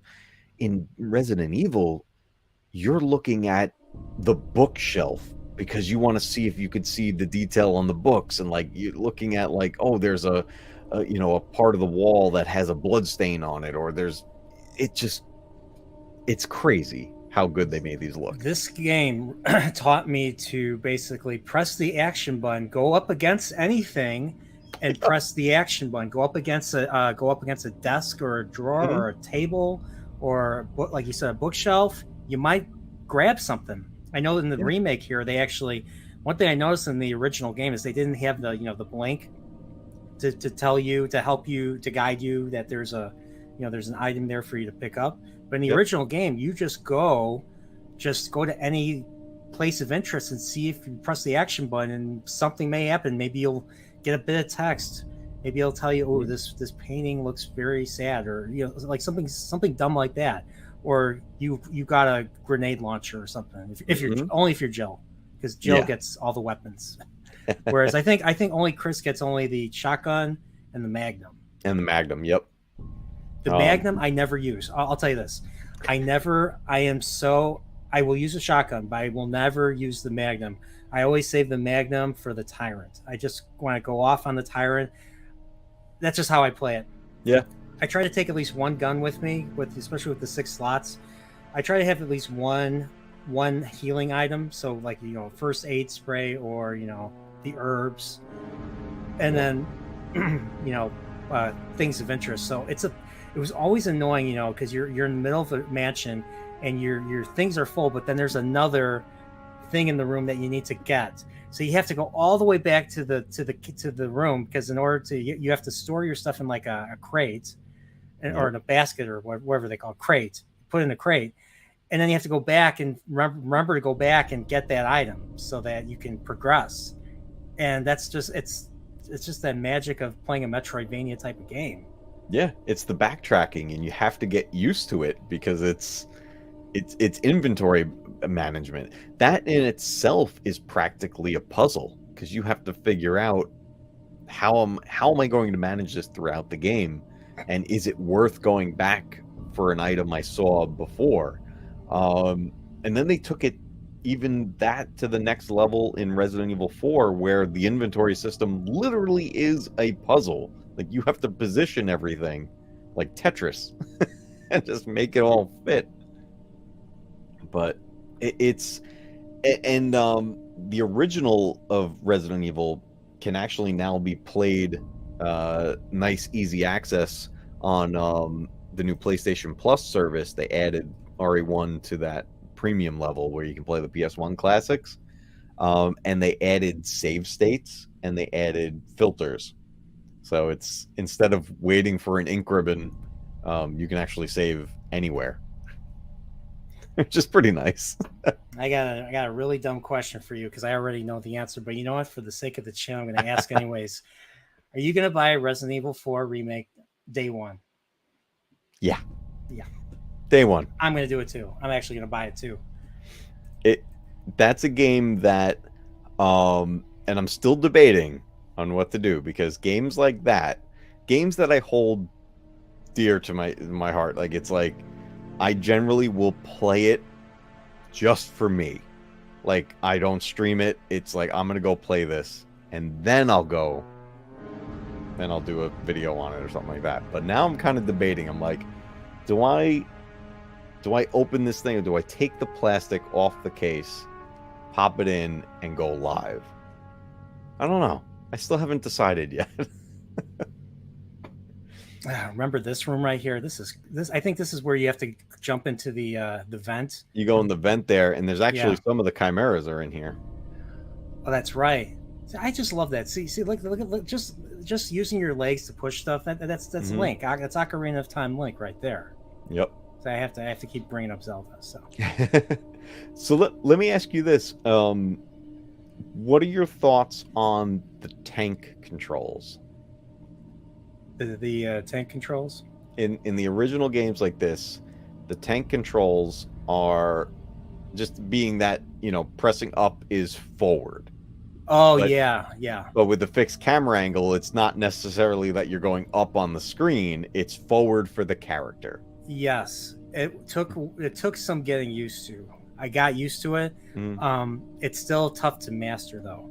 So like, especially when you're trying to hit up, hopefully I don't go hit, shoot vertically, but I want to hit the zombie in the head. Mm-hmm. Like, has that worked for you? Like, you're trying to point up and it hits the zombie in the head, bursts and blows him up, or blows up his head.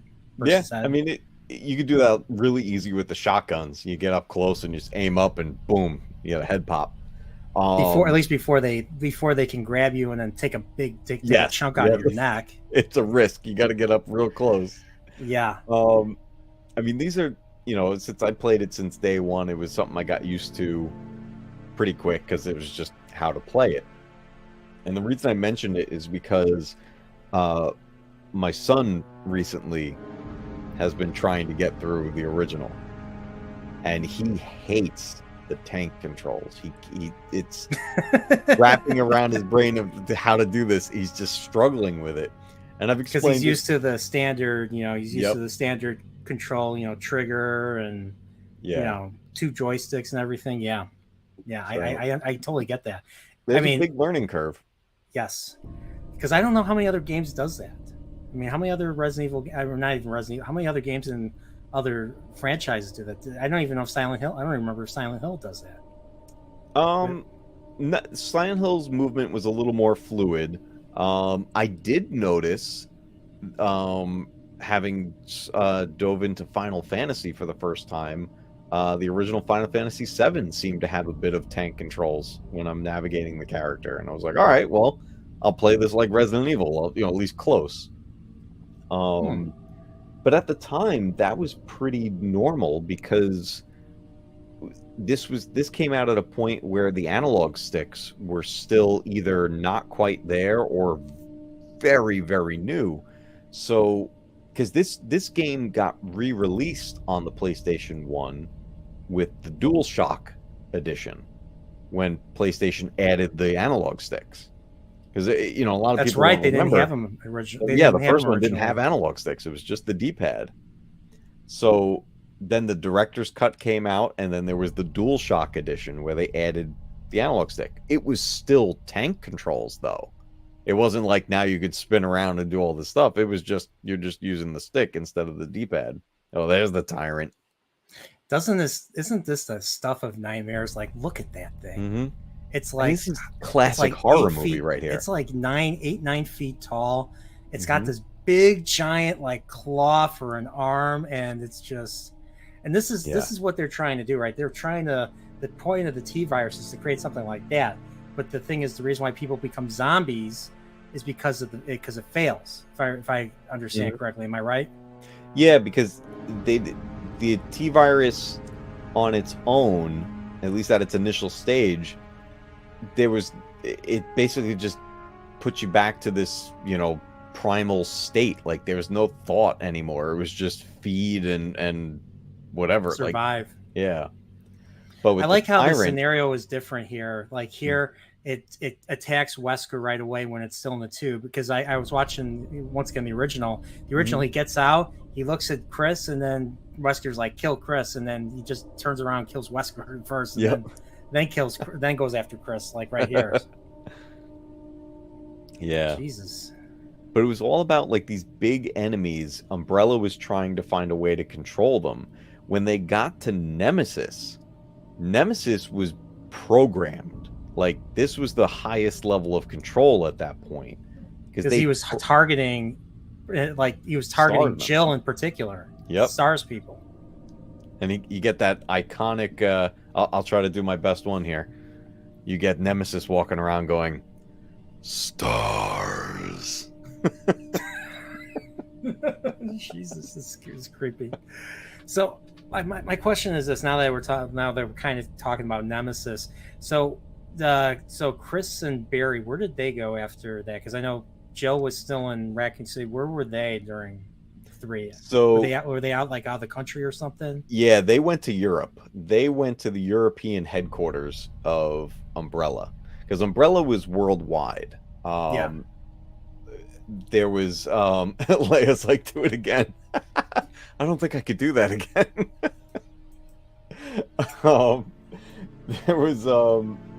There's actually a file you find in 2.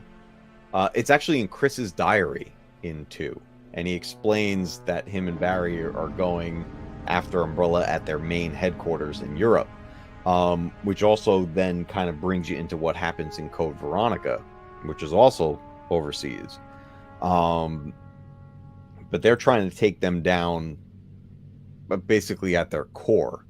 But we never, in any of the games, got to see that. We never got Chris and Barry teamed up. That would be a great great thing to see.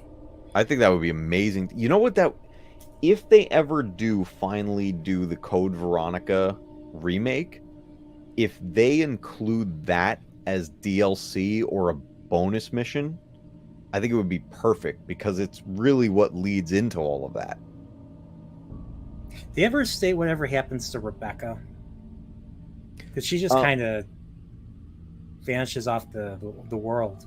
She basically stops being in the field. Not so much a desk job, but she's a chemist. So she goes into kind of working behind the scenes.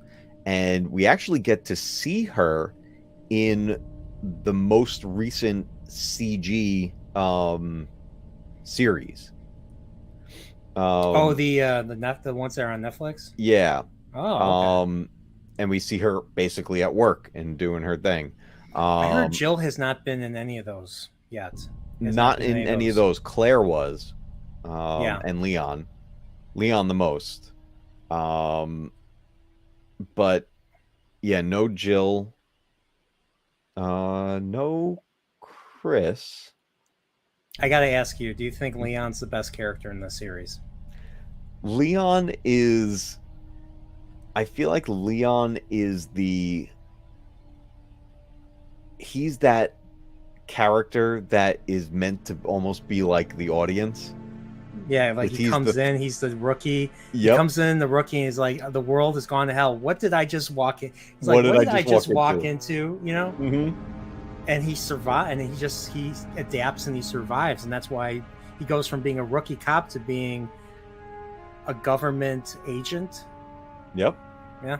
Working directly with the president, and he's definitely one of the biggest fan favorites out there, and I think rightfully so. He's an amazing character. Who doesn't like that parting, hair and everything? Oh, I had that haircut back in the day. I missed that. Look at me.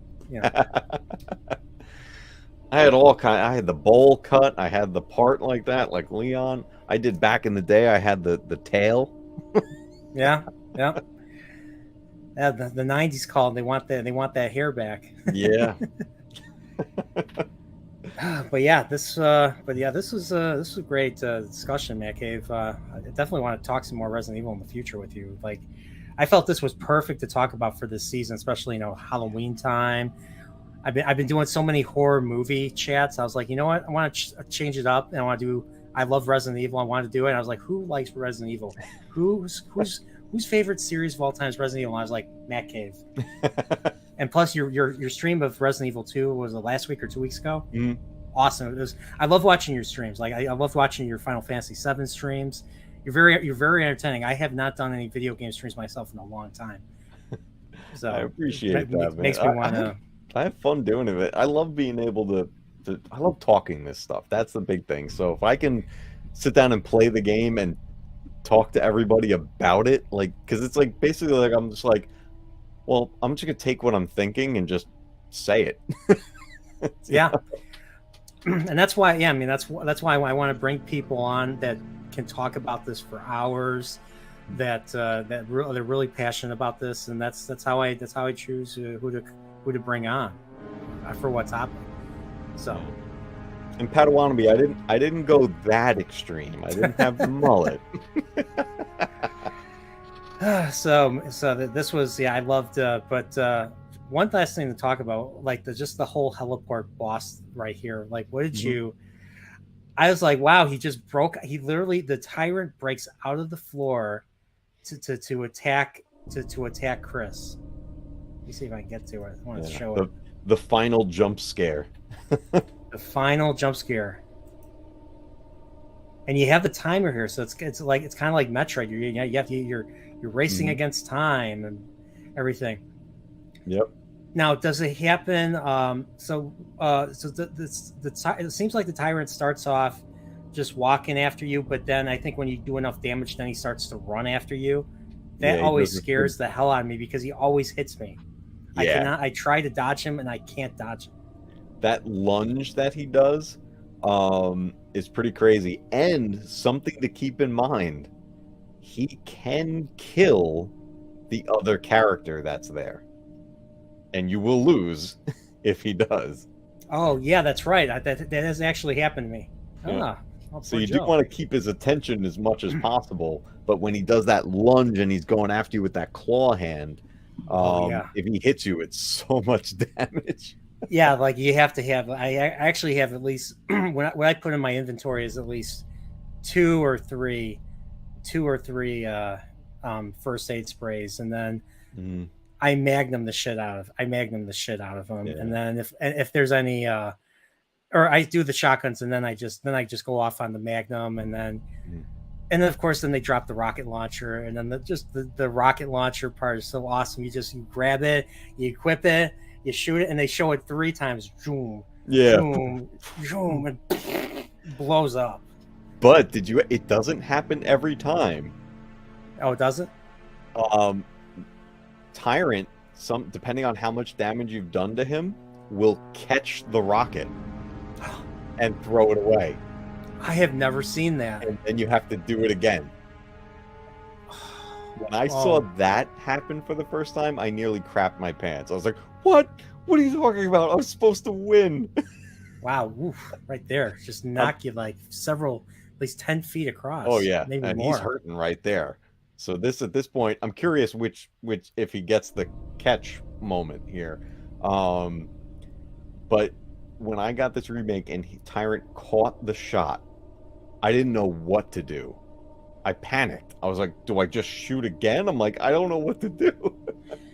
I do have a question. Is it when you do enough damage? I always thought, is it when you do enough damage, or is it like at a particular time that the rocket launcher comes down? It's that's more time, the rocket launcher dropping. But whether or not he catches it, that's based on damage. Here we go. Let's this see. Is it. Does he catch it? 1, 2. This is it. Yeah. Boom. So he got the right away ending, because you could see in this gameplay he was firing at him a bunch with the Magnum. Yeah. So it took him down a lot. But if let's say you're going at him with the pistol, he's most likely going to catch that rocket. I think the most bullets I got from the Magnum, I think I got like 5 rounds. I think I got the gun came with 6 bullets already inside. And I think I found only 4 other, clips. Yeah. Yeah. Yeah, the one time I didn't blow up the mansion was so disappointing. And you see the tyrant's eye. I think you see the Mhm. tyrant's eye when you see the mansion just just sitting there, Yeah, there's I think it's what 3 endings per character. I think that's what it is. Where the other where are the other Because you don't have to save. Like if you're playing as Chris, you don't have to save Jill, and you don't have to save Rebecca. Like you Oh, can leave solo. really? Is the ending any different, or It's just just without them in the helicopter? Chris by himself in the helicopter.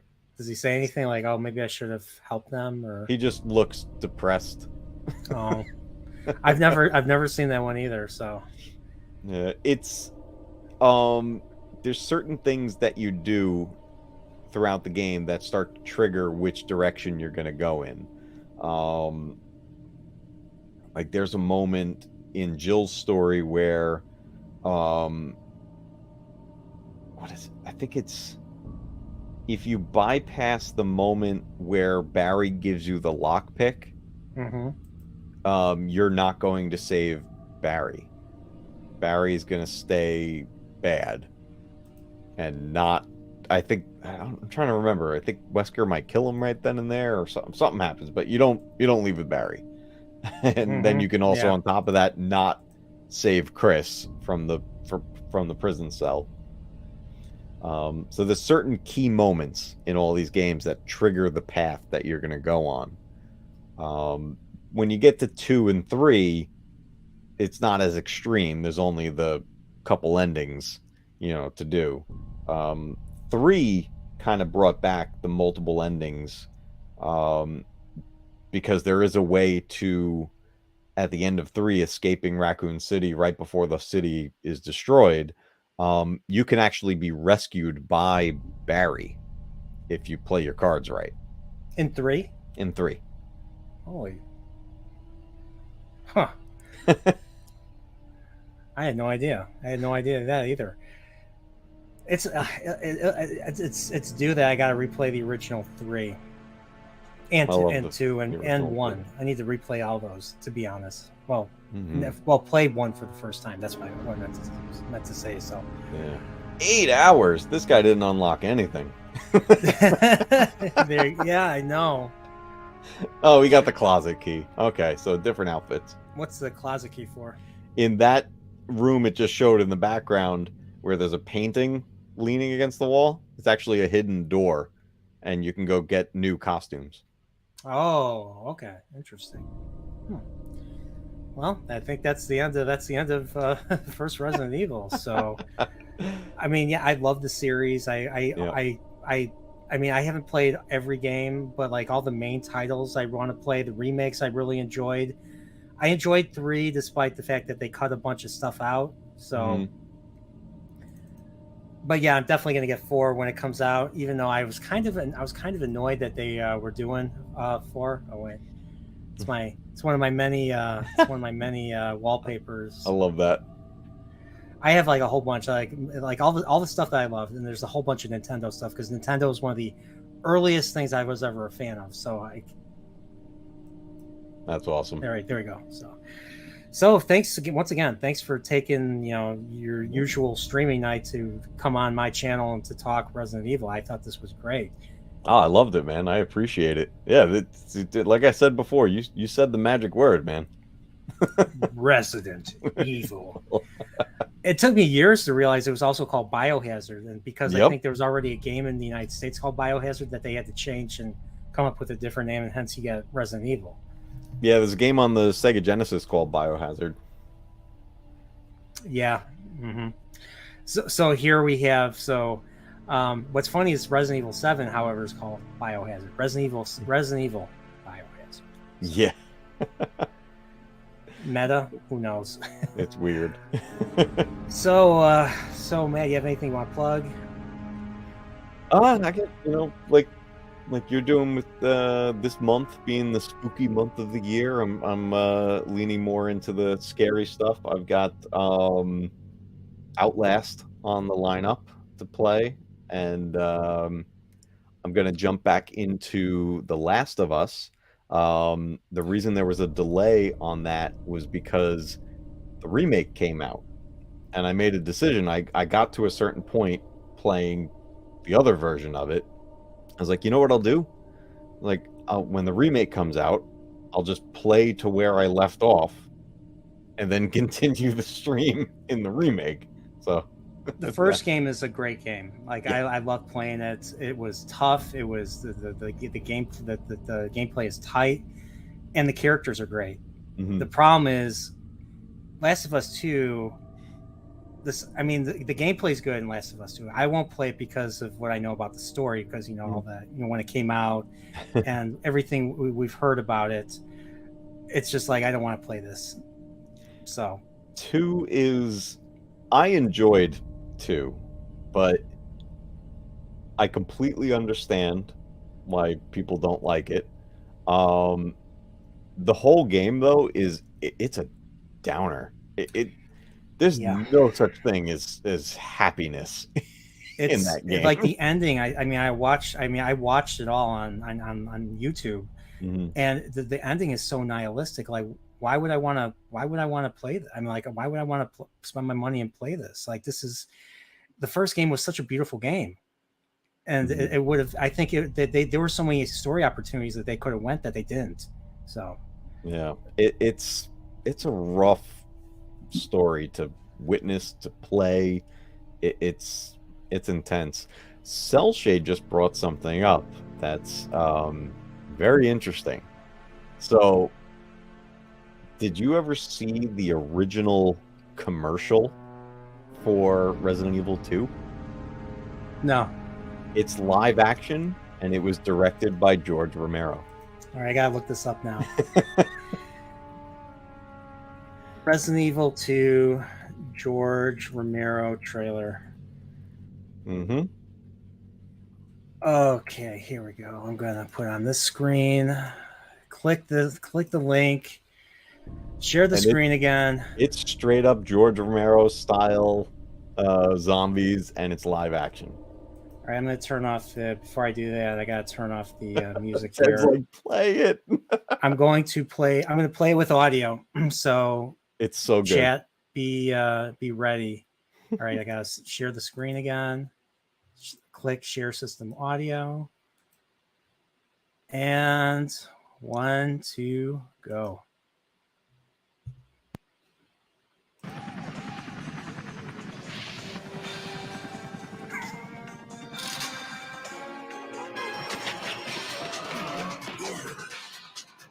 That is supposed to be Leon.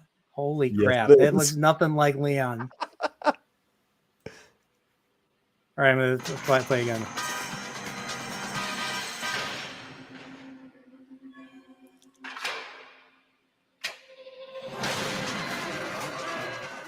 Biohazard 2. Oh, it was for Japan? Yep. Oh, that's crazy. This was George Romero. Holy crap. Go all the way back to the beginning. It even says directed by George Romero in the bottom.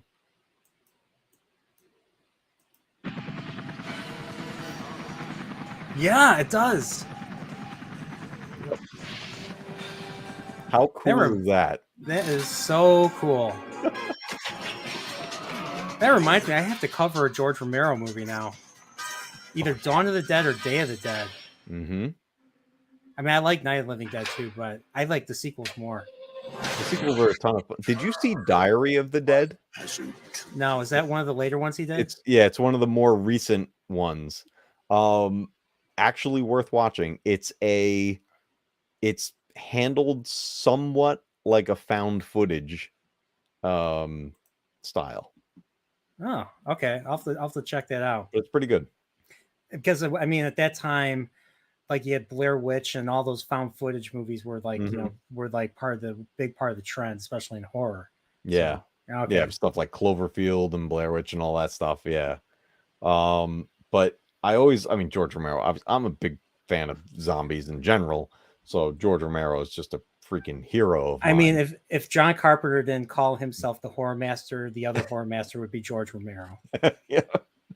So, I do need to cover a George Romero film. Yeah, I have to. definitely. I love Dawn of the Dead and yeah, Tom Savini getting Mhm. that such a gruesome death, Oh, that oh yeah. gruesome death in the mall. And Day of the Dead was great too. And what's weird is I first saw Day of the Dead when the kids in Stranger Things season 3 were watching Day of the Dead, because that was, summer of '85, and when the movie came out. Yep. And then you see all the arms coming out of the wall. The woman's having a dream, and she sees the red arms coming out of the wall.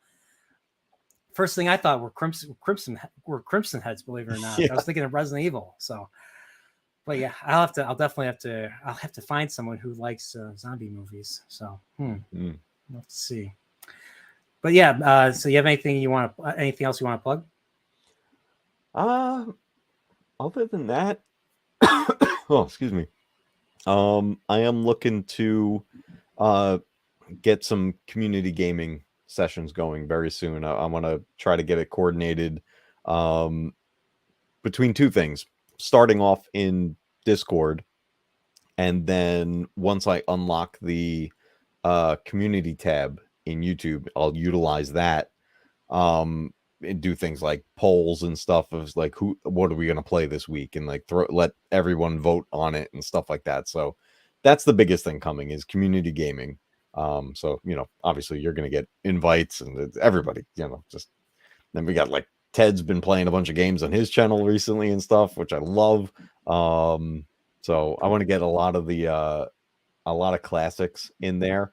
And for those that are capable of doing it and are up for it, there are certain emulators that have a net play feature, and we can actually play some Nintendo and Sega games and Super Nintendo online co-op.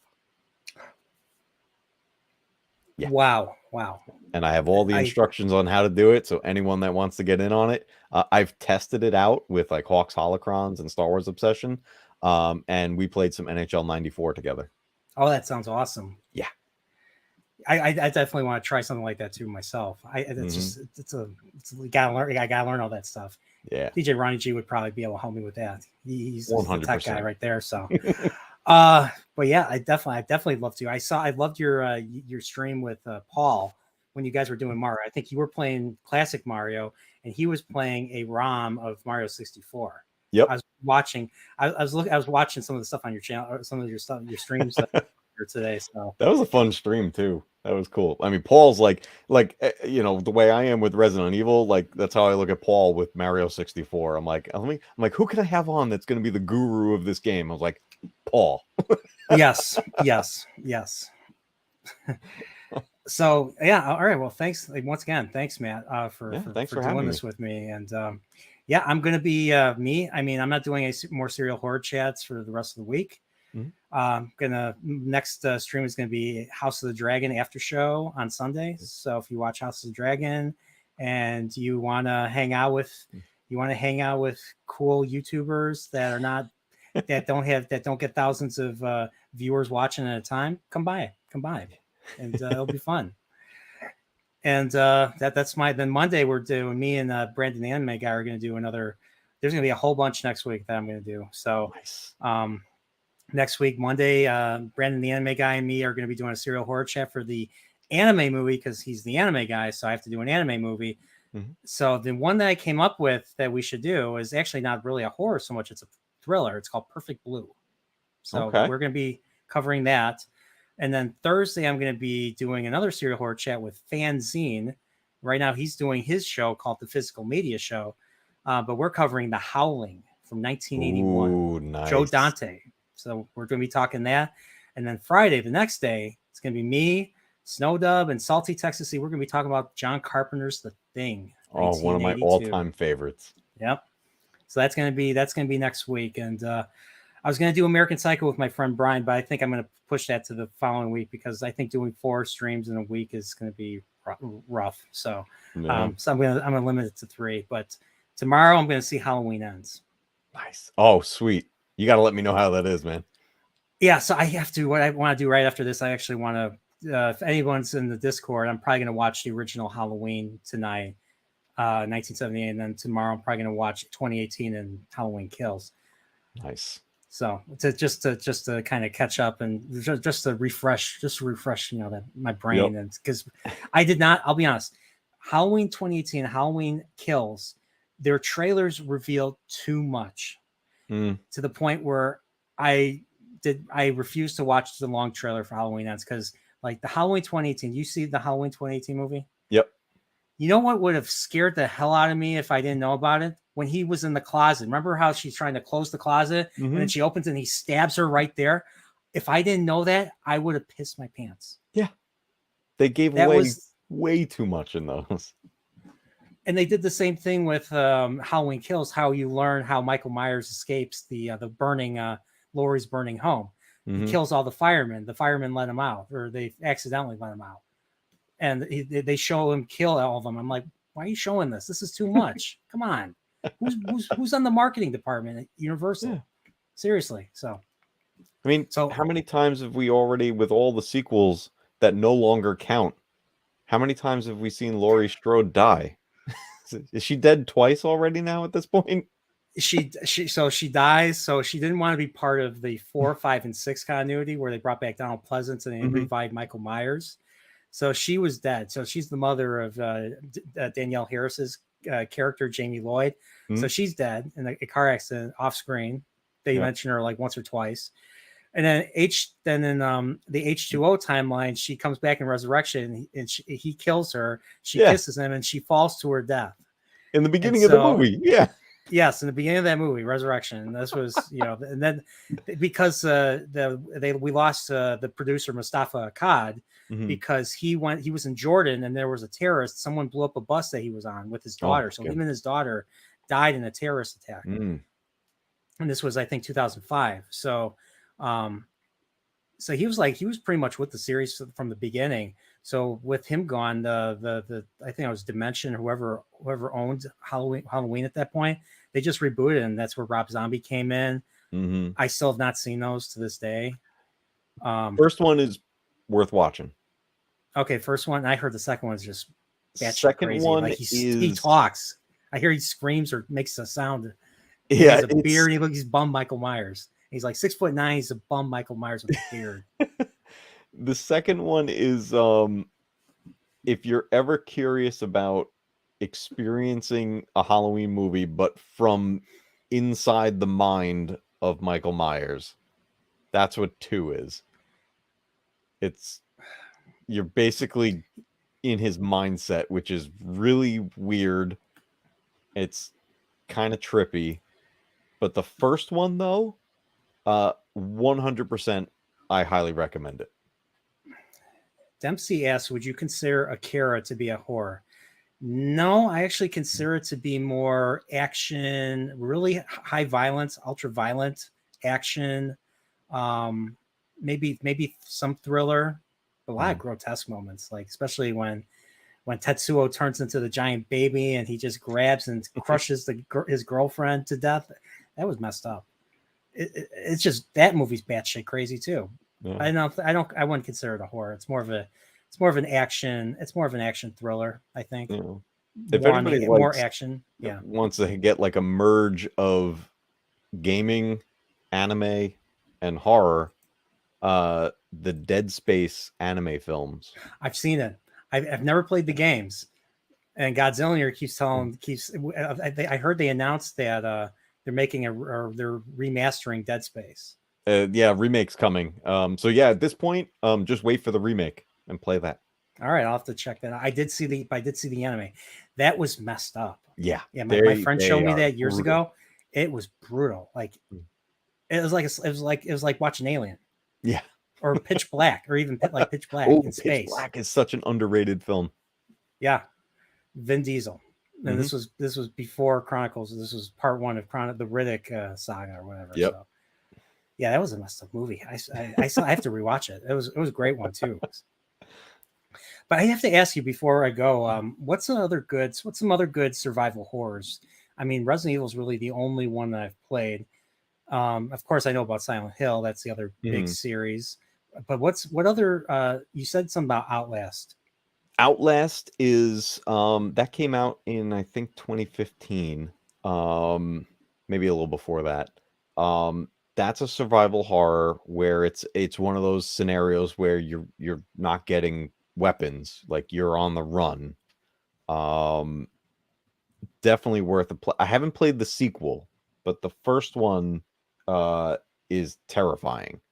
Also phenomenal graphics too in that game. That was, I forget what engine they used for that one, but it's a gorgeous game. There was another game, this is years ago. I don't know if you would consider it survival horror, but it's, imagine well, we don't have to imagine too much because Resident Evil went into first person. There was a game called Fear. I've seen the box. You see that? So this game was more action oriented, but it's paranormal, and it's this ghost girl, like it's similar to like the girl you see in The Ring, but this was before The Ring came out. And she's so creepy. This game is terrifying, but you're basically a special forces team, and then all this ghost stuff is happening and demons or whatever's going on, and it's terrifying. But it's, again, like you have decent weapons, but things are limited. There's things that stop you from being able to use your weapons, and it's very psychological also. So another one that, if people like horror mixed with some action, Fear is a good one. Is it does it have the same level of world building, the same level of, when you get into, you're learning about the situation you're in, or does it all stay a mystery? Like most horror movies, the fear of the unknown just stays with you throughout the whole thing, and everything usually is up to the mind of the viewer. The first game is like that, where it keeps it more left to your imagination. The sequels 2 and 3 go deep into why she is what she is and all this. Like it basically over explains it, and it takes away the mystery. But by the time you get to the end of the first Fear game, you're like, you're kind of shaken. You're like, this is some creepy stuff. The game it's a little tough. It's one of those games where you go back and you try to play and the controls are a little wonky. So it didn't age well in that sense, but the story is very good. Okay. All right. So Fear, what platform was that on? You said it came out before. Oh, it was on PC? Yep. Okay. It might have been on Xbox also, but definitely PC. Okay. All right. Well, I think that's all right. Well, I think this is a great point to close out the stream. Thanks once again. Mm-hmm. I know this is probably the 10th time I said thank you for doing this, and thanks for the recommendations. I'll have to look into this and check them out. So, but you know what? For those who didn't show up, I'll play the intro again just for the fun of it. And we go out with a blast. I love it. So. Other than that, everybody, take care. Stay in reporting. May the wings and corporeals carry you to the next stream. And Matcave, you get the last line. Say your piece. I love your piece. Oh, man. Well, guys, until next time, remember, keep retro gaming alive, because one day your games will be retro too. Have a good one.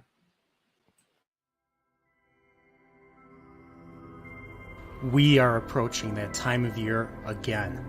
A time of great exhilaration. A time of great pleasure.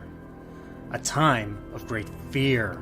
The darker sides of all crave that latter delight from themselves, but even more so from others. To satiate that hunger, our dark selves take note, interest, and entertainment in tales of the macabre that appeal to our deepest fears as only mortals face. The only way to achieve this is to begin the dark ritual where Nerdporial and a special guest will discuss a particular tale during this season to ward off pure evil, as well as to entertain and to educate. I humbly welcome you to the Serial Horror Chat.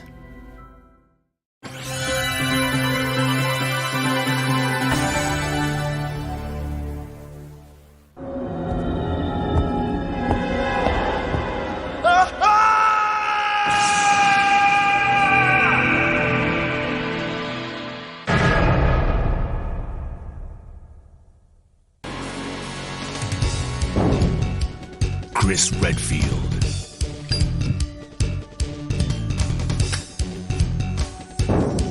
Jill Valentine.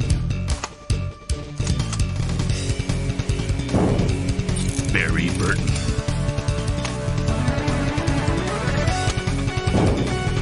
Rebecca Chambers. Albert Wesker.